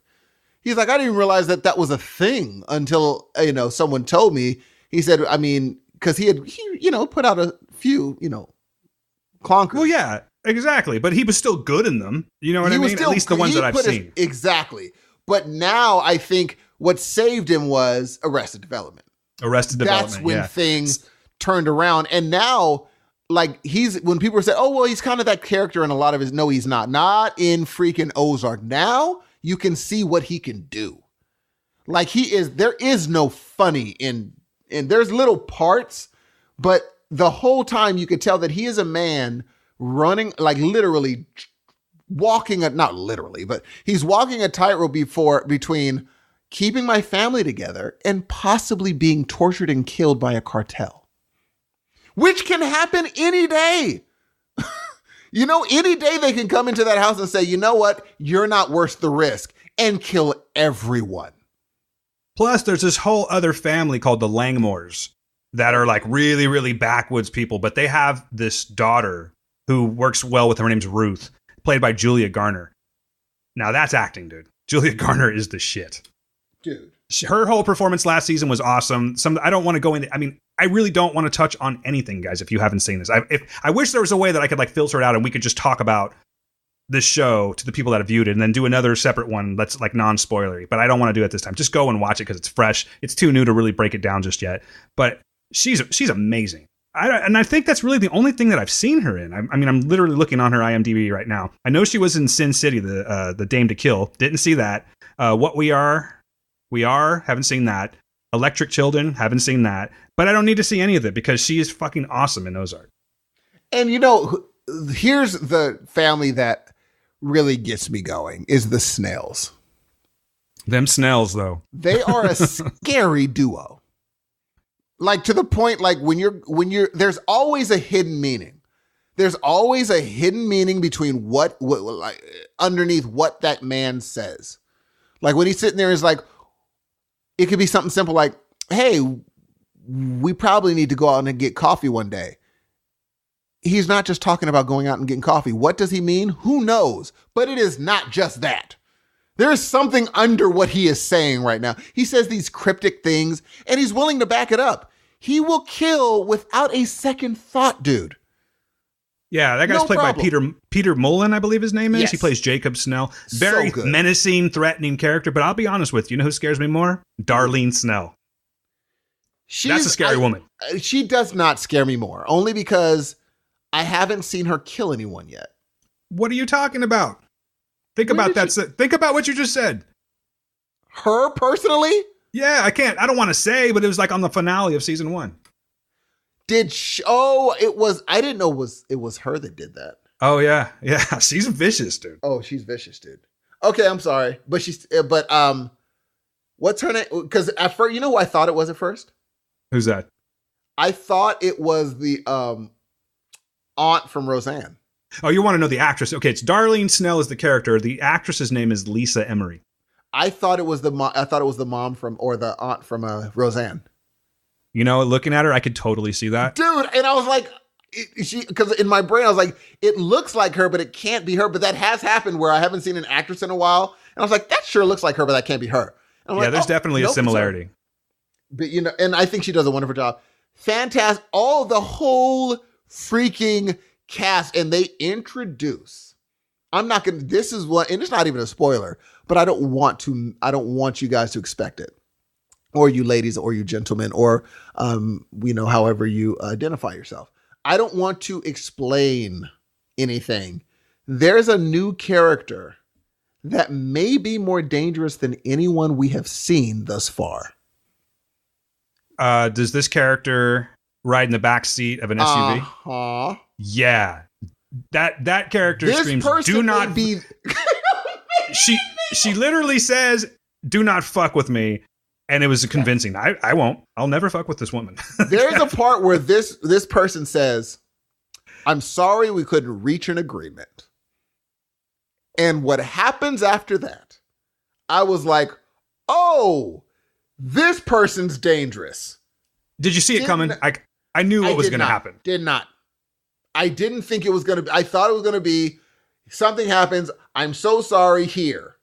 And you know what? It wasn't even like this is predictable. This is so cliche. It was just like, that character already sort of stated her case, like how she is and how she operates. You know what I'm saying? Yeah. With another person. So then she goes and she deals with this other person where she's trying to. What it is that they're trying to obtain some video. So she goes to a different city to obtain this video that's going to be crucial to her proving something, and she gets the hassle from the clerk. And what happens after that is just incredible. Yeah, it's it's not just. They picked the perfect person. And I'm not going to tell you because you'll look it up. They picked a person that I'm like, oh, off the jump, I'm intimidated. I'm intimidated without knowing anything more. The more you know about this person, the more you're like, oh no. So in other words, I was intimidated for the right reasons. I just wasn't intimidated enough. I didn't know that I was just not intimidated enough yet until I knew more about you. So good. And I haven't even finished the season, G. I'm trying to give her some credit here. I'm trying to find her on IMDb, and her name is escaping me right now, but I literally do not see her on the page. Probably kind of keep it on the low. Maybe so. I don't know why that would be the case, though. Yeah, because she's in fairly soon. But, but here's the thing. Who do you think is more intimidating, that character or the Snells? I think it's like a different level of intimidation. Like you approach the Snell woman like she's a wild animal. Do you know what I'm saying? Yes. This one is the kind of like mob boss scary where she'll like, oh, okay, thank you very much. Shake your hand, look you in the eye, buy you a drink maybe. And as soon as she walks away, that's your ass. Yeah, and for me, it seems like the Snells are, you kill a Snell, someone will kill you because they owe the Snells something. I always, they were in a loop of me buying some sort of thing and you just cut off my supplier. Whereas if you hurt this other character, hordes of gunmen might come because they're like, you did not have the right to hurt this person. So my full job now is to kill you in the worst way possible. That's why I think that character is a little bit more dangerous. Because now you have people they're going to, like for Snells, I think they'll follow you, but I think they'll follow you to the end of the Ozarks. Right. This one has the wherewithal to follow you anywhere in the world. Anywhere across the world. One day you'll be sitting eating food in Colombia and a person will just walk up and off you. And it's one of those situations where she very well may just let you go, but she's coming back at some point and you won't know when. Nope. She's an awesome character. I'm just really pissed that I can't find her on IMDb right now. Before we go forward, I'm going to put out a, you got for the next 30 seconds, y'all could take your earphones off if you don't want, it's sort of spoilers. I'm going to put out a guess. I think that character might be in charge. And she's acting like she's a middleman. I could see that. It's a little on the tropey side, but I could totally see that being the case. That's what I'm thinking. I think there is no person higher than that person. But the thing is, they'll always be searching for a head. Oh, who's ahead of her? And so she doesn't have to worry about it. They're like, oh, cool. They'll always think that I have a boss. So smart writing, you know what I mean? Totally. I didn't mean to cut you off. I'm sorry. I was just saying, it's like, it's smart writing. It's, it's timely writing to make, if that was to be the case, that would be a perfect timely thing to do. You know what I mean? We're trying to get more strong female characters into these major roles. This would be a perfect one for her. Yes. And I can see that. Totally. In fact, I'm going with that now. I kind of like your theory and I'm just going to go with it. I'm hoping that's the way it goes. Thing. Like if you set up a fake person's profile, like a fake person that's your boss, you are never going to be looked at. They're always going to be like, we just want you to get to who your boss is. And there's no one. You can just send them on wild goose chases. It's so good. And also in the world we live in, they're less likely to take commands from this character than if they thought that she had a boss, unfortunately. So we'll see. What do you rate this one? 10 out of 10. And what would you, if you had to choose one, if you have to tell these good people to watch one show or the other, just for the sake of money, let's just say we're basing it on a single show, like in other words, Amazon, Netflix. I got to choose one, Steve. Yes. What do I go with? Do I go Ozark or do I go Jack Ryan? Oh, it's Ozark. Absolutely, 100%. There's not many shows that I would say to watch over Ozark. There's not, if they're like, oh, I have 8 hours, oh, do I watch this or Ozark? I was like, I don't even hear what you said first. Just watch Ozark. I don't, unless the 8-hour show you're about to watch gives you the secret of eternal life, I would just say, go ahead and watch Ozark. You can't go wrong. I've turned on so many people to Ozark, and then I forget that I've even told them about it. And like a year later, they'll come back and be like, Ozark's on. Did you watch it? Like oh yeah. I haven't found one person that has just been like, it's okay. It's either I didn't watch it, or it's just like the most incredible shit I've seen in a really long time. Oh, it's so good. Have you ever had those shows that are so good or movies or music even, that if someone doesn't like it, it affects how you look at them? Yeah, you're kind of wondering what's wrong with them. Yeah, yes, I get that. That's how good this is. Yeah. I will say this, though, and it's not heavily based in this, but if you don't like murder, you know what I'm saying? Or like limbs being blown off or things like that. You don't like gore is what I'm getting at. Or you have a little bit of a weak stomach. There's not a lot of it. But when they do it very well. And you're like, it gives you that, oh, damn, when you see it. And it's happened like even before, like what I was talking about with that was crazy. The Snell woman. I forgot her name for a second. Yeah, I wasn't expecting that, you know? Neither so when I saw that, I was like, oh shit, they're for real here. And they do something similar right off the jump. And I think it's like in episode 2. But if you can handle that, you just get ready because it's so good. I can't stop watching it. I'm going to watch it before I go to bed tonight. Also, I love that they did have a political thing in this. I'm not going to ruin it for everybody, but there's a thing that there's been an argument about for the last, maybe since the Iraq War. The more we learn about it, and people say, well, technically it's not torture. And they put it in there saying it is. That's a little bit later? Yes. Because I don't think I'm there yet. Yes. Well, thanks for ruining it, Steve. No, I'm just kidding. No, I'm looking forward to it, man. I can't wait. Great. So check it out, ladies and gentlemen. Ladies and gentlemen, let me tell you something. Dan has great, amazing, awesome, incredible taste often. So Dan has a very interesting show he's about to tell us about. This show now, I haven't even seen I've seen a preview for it, but no more than a teaser. Dan, can you tell us a little bit about this show? Because it stars someone that because what happened is I know Jim Carrey has something to do with it, but he also produced a show that I'm really in love with called I'm Dying Up Here that I just love on Showtime. It's a great show about stand-up comedy. And when I heard that he was also involved in another show, I was really looking forward to it. So tell us a little about it, brother. You know, it's good to see him back in a dramatic role, and I think that he's got a hit on his hands, man. I've only seen the first episode, and it actually airs... Was it tonight? No. It aired, when was it? No, it airs tonight, I believe. And it's called Kidding. Jim Carrey is in Kidding. It's a Showtime special. I'll give you the breakdown. It says, Jeff, a famous children's television icon who goes by the name of Mr. Pickles, struggles to retain his sanity as his family falls apart. So let me see how I can break this one down for you without giving too much of the information. So yes, his family is crumbling around him. He does have a children's show that's all family-based. We learned that in the first episode. It's not really a spoiler. We just know that the whole family, his father, his sister, I believe it's his nephew, they're all working on this television show similar to something like Mr. Rogers, but more modern. And what we come to find out is that he has, in fact, been separated from his wife, who's played by, I believe her name is Judy Greer, if I'm not mistaken. I think is it Judy Greer? Yeah. I don't know why it didn't sound right when I was saying it, but Judy Greer. We all know Judy Greer. And they're estranged now, and we kind of learn what's happening as we move along. He's very he's an angry person, but you don't really see that just yet. He's got a lot that he's holding inside, and he's trying to do this children's show nonstop. And what's going on is that he's actually had a loss. I'll let you guys figure out what the loss was, but it was a major loss that kind of crumbled his entire family. So even though I've only watched the first episode of this, I can tell you that I really feel like it's going to be a hit. The dynamics between Jim Carrey and his son, and then Judy Greer, his ex-wife, are fantastic.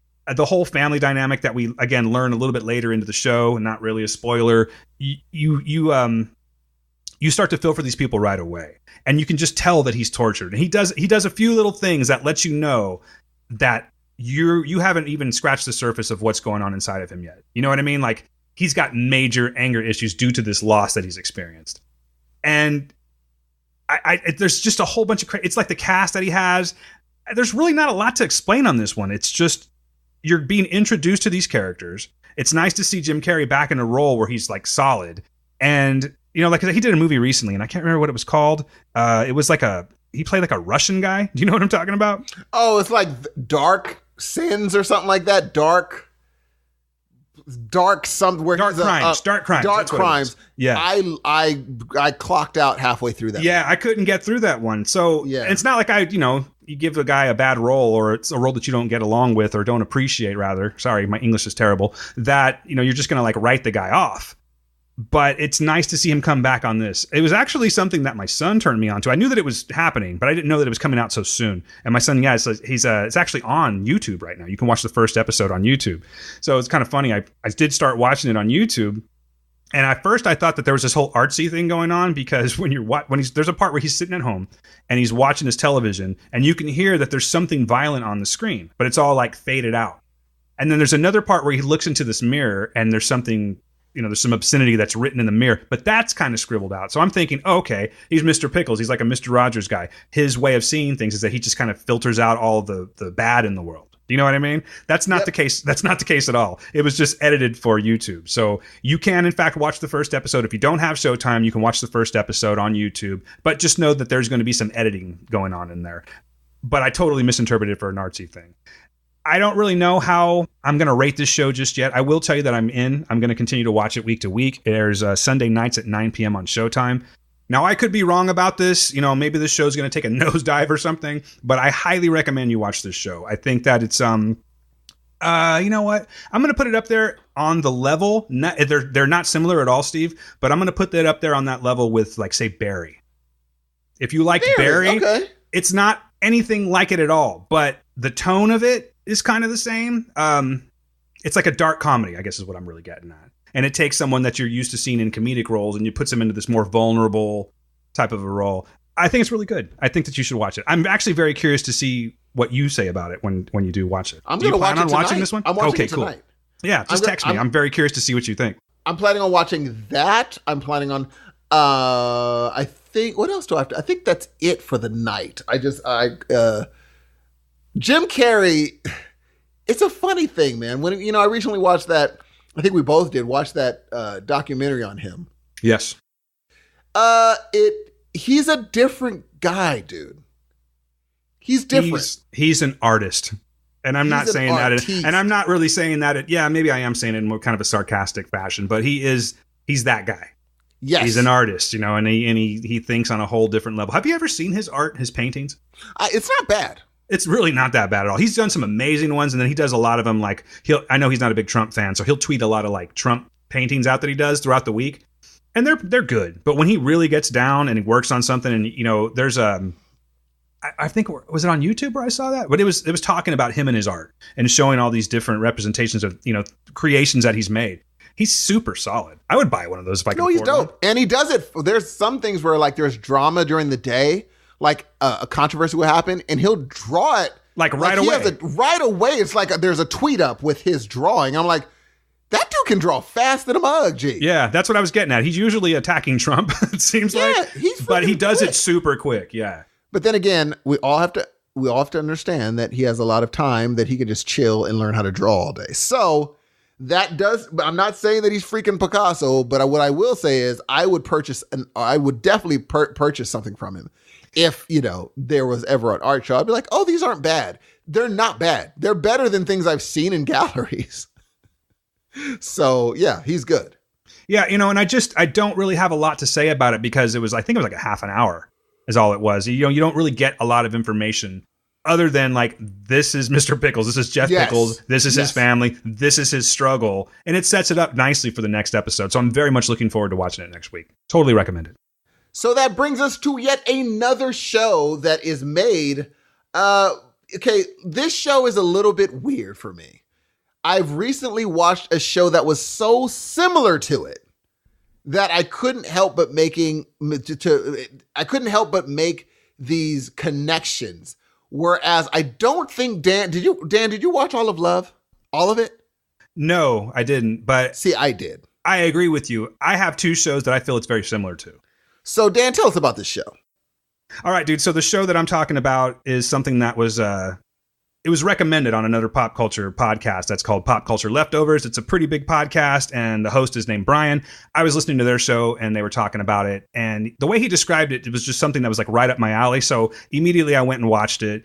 And guess what? Solid recommendation. And I can tell you that after all the things that we're talking about today, I think this is the one that hit me the hardest. Like it really, wow. It like affected me. You know, I mean, I really loved the show. And the show that I'm talking about is You're the Worst. I'm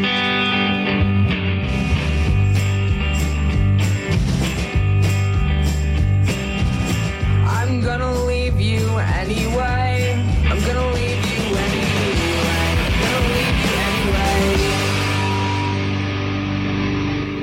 anyway. You're the Worst, Steve. Not you personally. I love you, man. But the show is called You're the Worst. It's on FXX. And it's been around for a while now. Actually, I think it just finished its 4th season. I found it on Hulu. And this show is absolutely incredible. The shows that I was comparing it to was, yes, Love. It reminded me very much of that. But it's almost like if you took Love, and don't correct me if you don't agree with this, people. I've seen a few of these episodes. I'm not a guy that watches a lot of It's Always Sunny. But it's that terrible ingredient that all these people have on It's Always Sunny. If you mix that with Love, you end up getting You're the Worst. And this show's phenomenal. I really can't talk about it enough. I've been talking about it to pretty much anyone that'll listen over the last couple of weeks. Like I said, 4 seasons. It's getting ready to go into its final season in 2019. The cast is phenomenal. Everything about this show, Steve, I love, man. I know that I was like very excited to tell you about it. So I'm very curious before I start going into it. What's your interpretation of the show? What did you think? I really dug it, man. I thought it was I think you need to go, if I were to recommend this show to someone, I'd say, hey, look, go into this show expecting a fun show. Don't look too deep. Look very, just expect a fun show, and it's a great time consumer. You'll just have fun. It's nothing that you have to think over and over and over about. But I think for me, I really did. There were a few episodes that were so good that I'm surprised other people hadn't talked about certain episodes. I mean, amazing episodes. So, I mean, I'm almost done. I'm almost finished with the whole show. I did that within like 3 or 4 days. It was just good. It was a good show. I don't see, obviously it's everything that's written. Like if you look at this on paper, it's cliche.com. I mean, you're like, oh, okay, we have I'll this give you guy that. and this, yeah. But if you watch it, it's anything but. It really is anything but. I like this show. I would recommend it to everybody. Yeah, one thing that you should be aware of on this show is that it doesn't pull punches. Where sex is concerned, where just being a terrible person is concerned, where drugs are concerned, it does not pull any punches. Where cuckolding is concerned, there's so much going on with this show. So it's a show about a bunch of terrible people, really. The storyline centers on 2 toxic, self-destructive people who fall in love and attempt a relationship. That is, in fact, it. The cast is Chris Greer is what I was trying to say, who plays Jimmy Shive Overly. He's fantastic. Actually, I'm going to say they're all fantastic, so I'll stop saying the word fantastic. But there's Aya Cash, who plays Gretchen Cutler, Desmond Borges, who plays Edgar Quintero, and then there's Heather Donahue, who plays, is it Donahue or Donahoe? No, it's Donahue, that's right. And she plays a character by the name of Lindsay Gillian. There are some other characters, too. One that's definitely worth mentioning is Todd Robert Anderson, who plays Vernon on the show, and his wife, Janet, who plays, I think her name is Janet, she's the sister of one of the other characters on the show, and her name is Becca. There's just such a solid bunch of quirky people. And what I like about this show is that when it starts off, this couple, they meet at a wedding, and it's Jimmy Shive Overly and Gretchen Cutler. They meet at this wedding, and it's of his ex-fiance's wedding. Yes. So Jimmy Overly is a very bitter person. He's a very snobby person. He's British. That has nothing to do with it, but he's an asshole. he's a very lovable asshole, I guess you could say. And they meet on this fateful night, you know, like there's like this weird way they meet outside of the wedding. Something happens and they meet outside. Yes, exactly. And they have this wonderful evening, and that's what starts the story. But you know, we could just talk about like rom-com type situations like this, but it's just these people do such terrible things to each other. It's not so much like they're not trying to ruin each other's lives. They're not, you know, committing murder or stealing or anything. They're just asshole-ish people. And all of them, they're all like that. You know, they're very self-centered, which is why the show is called You're the Worst. But it's hilarious. I'm over here trying to not overtalk it right now because the first season of it, I laughed all the way through it. And the star of this show to me is actually Aya Cash, who plays Gretchen. She really kind of comes into her own in season 2. This show not only deals with just people being terrible, but then it kind of takes a weird turn and it starts dealing with the concept of mental illness on several different levels. A couple of different characters one has PTSD. He's a former veteran who is a heroin addict. And then, I'm really selling the show, right? But then Gretchen, she just has a clinical issue. And the way that Aya Cash plays this character, she goes so deep with it that it's so convincing, first of all, but it just takes the show into a whole other direction. You're like, oh, this isn't even really like comedy anymore. We're getting into a dramatic territory now. And you're really dealing with real shit on this. Drug addiction, like I said, mental illness, PTSD. The way that the showrunners play it out, it's like the perfect balance of drama and comedy. You know what I mean? And sometimes there's just not a drop of comedy in it whatsoever. What I really liked about this show is that it does something each season where it'll take one character and focus on that character for the entire episode. And you really get to see a whole other side of them that you didn't know existed before. You get to see kind of like why they are the way they are or why they're so fucked up. And the one that really got me was Edgar's story, the PTSD. Because, he's kind of like he's the comic relief on the show out of the 4. He's like the one that they kind of not necessarily pick on, but he's the whipping boy, so to speak. Yes. And you touch on it often about the whole PTSD thing, but then one particular episode just focuses on what is going on in his head, why he is the way he is. And it's like heartbreaking at the same time. It's so interesting, but it's like heartbreaking what this guy's going through, and he's tortured to death. And he ends up, it also talks about like, medical marijuana and how it helps him out and versus other drugs and things like that are like trying to keep his PTSD at bay. That was like one of the best episodes that I really liked a lot. There's a particular episode that involves Chris Greer, who plays Jimmy Sive Overly, where it's just totally focused on him after the breakup with Gretchen. And you get to see yet another side of him, something that, you're used to seeing this really kind of like asshole British guy, but you kind of see what's going on in his head and what he really is. It's like a hard exterior. You know something about that, Steve, right? The hard exterior, trying to keep those feelings hidden, But I don't know, man. I mean, am I off base? Does that sound pretty much like what you're getting out of this show? It sounds like maybe I'm a little more into it than you are. No, I'm very into. I think the hard part is for me. I think it's more a show that is like I know for me, it struck me as when you're in a relationship, you're like, what if we can just not care what each other does, not care what each other says, be our authentic self, don't take anything personally, and everything will be smooth. They started at a baseline where this is the perfect situation for many people, in theory. Let's just be our normal, terrible selves, be honest with each other completely with no repercussions, and just don't trip on what the other person does. Let's just avoid all the little stupid sticking parts that those human beings deal with in relationships. And it shows how they fall right into the same crap everybody else does. Simple as that. Like, they literally start where a lot of us would think is perfect. And they still run into the same bull crap. That's what I liked about it. Well, what I liked about their characters, though, is like when they first met, they were, like you're saying, they're just laying it all out on the line. I'm a terrible person. You're a terrible person. Let's be terrible. Let's be terrible together, Totally. But you're right. They do end up falling into everything that you think that you can avoid, from jealousy to, Totally. And they still think they're higher level than everybody else. Always. Yeah. Always. They also do another fun thing on this show where it kind of reminds me of Community. Did you watch a lot of Community? No. Okay, well, in Community, each season they would do one episode where they would do like a paintball episode, and they'd all fight with paintballs, and that was just like the one that you looked forward to each season. They have something similar to that, which you'll know as Sunday Fun Day. Yes. Yeah, and that's I just like that they have these little like this season, there's going to be this season, they're going to get the Sunday Fun Day. You're also going to get the one individual episode. Now that they're, I think they did one on the character Lindsay. I'm trying to remember if they did. I remember hers the least. I love the character of Lindsay, by the way, Heather Donahue. She's fantastic on this show. Totally. A hot mess, to say the least. But I kind of don't remember hers that well, but I know that I'm pretty sure it's there. You get that with each episode. You know, there's just they have like this formula that they use for each season, and it works really well. I'm sad that I just found this show and it's already going to be ending. You know what I mean? I wish I could have like grown with it as opposed to binging it. So you know what I did is I actually finished. I think I got it done in like a week and a half. I watched it, and then I immediately went back and started watching season 1 again, just because I know there's more to it, man. I really feel like this is just something that if you could look at it at face value and go, okay, this is a romantic comedy with some quirky people, and like I said, the shit that I'm talking about.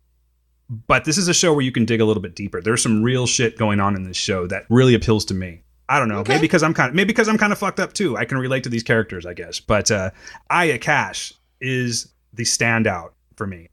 I would so love to interview her, man. I doubt it'll happen, but I've recently reached out to her, and I didn't really. It was kind of a half-assed reaching out. You know what I mean? But I'm going to try it again. I want to try. I want to start bringing interviews to Heroes of Noise, and something where you can be on it with me too, because for whatever reason, timing or whatever, anytime I've ever done the interviews, we tend to miss that where we can't both do it. Yes. And I think this would be the one. I would love to start doing that with you. And I really would like her to be the first one. I'm not saying she's going to be. I'm not saying she's going to reply to me, but I'm working on it, guys. And let's see what happens, because she's amazing. Awesome. I think for me, the stand-up character in this show is Desmond Borges as Edgar. Yeah, you think so? Not close to me, huh? You really like him the most? He is so good. What do you like about him? Because what you see is he plays this doofus, kind of. But when you really get down to it, he has some serious issues. And he literally puts aside all of his serious issues. He deals with it. He swallows it because he loves these other people so much. He so good to them so much that they shit on him so much. They dog him, but he's like, I love you enough to put that aside and give you what you need, make you breakfast every day. Yeah, who wouldn't want that? Exactly. And so I love his character. And then when they show what he went through, you're like, geez. I'll admit that that's when I really started taking him seriously. I'm not disagreeing with anything you're saying. I'm just saying that, you know, when I saw that one particular episode where it focused on his demons that he has, I'm like, oh, this guy's like on a whole other level. Like I haven't been paying attention to him like I should be paying attention to him. So I get that. I respect that. So that is what it's You're the Worst, and it's on FX. Do they still call it FX, or is it the Paramount? It's FXX actually. FXX. Yeah. I don't know when this new season's coming out. I don't even know if they're doing reruns. Yeah, it's no, I know that, but I don't know like what month it's coming out in. But guys, you have plenty of time to catch up on this. Like I said, it took me like a week and a half to do it, and I'm a psychopath. So you can do it in a couple of months, you know, spread it out. I kind of recommend it. Maybe watch one a week or something like that, unless you just absolutely have to binge something. And to be quite honest with you, that's probably what's going to happen, because both my wife and I were watching this, and we just became completely addicted to it while I was on surgical leave. So my highest recommendation out of everything so far, although I absolutely love Ozark, this is just you can't compare the two. You know what I mean? And I don't know. There's something about this one that's more endearing to me, and I've just really fallen in love with it. Interesting. Yeah, I really love the show. I can't recommend it enough. Totally. And I think for me, the highest recommendation, if I had to choose, I have to give it to Ozark. I totally understand that, bro. They're working out a tick but mind you, Ozark's not personal to me at all. Like I can't, I get it. You know, how you have a mob after you. No, but I get if a show is personal to you, it's going to be way more endearing. I mean, it's not personal to me in the fact of like, oh, I've been through this. I think what it is that when you see Ozark, you know what you're getting. You're going to get some surprises. You're going to get stuff to talk about the next day with some people. You know what I mean? And you're going to be like, did you see that? That was fucking awesome. Totally. But like I said, with You're the Worst, I went in expecting one thing and suddenly realized that there's a whole bunch more going on. And I just like that more. It had more layers to it, to me, than Ozark did. But Ozark is a fantastic A+++ show. They both are. Dude. And so we're going to recap real quick. We're going to say, we're going to run down what we've actually gone over tonight. And this is important stuff. Number one, we went over the DC universe, which Dan is going to get, which he could not rave. He just can't wait to see what's going to happen. And ladies and gentlemen, it's $4.93 roughly. Let's just round it up to $5.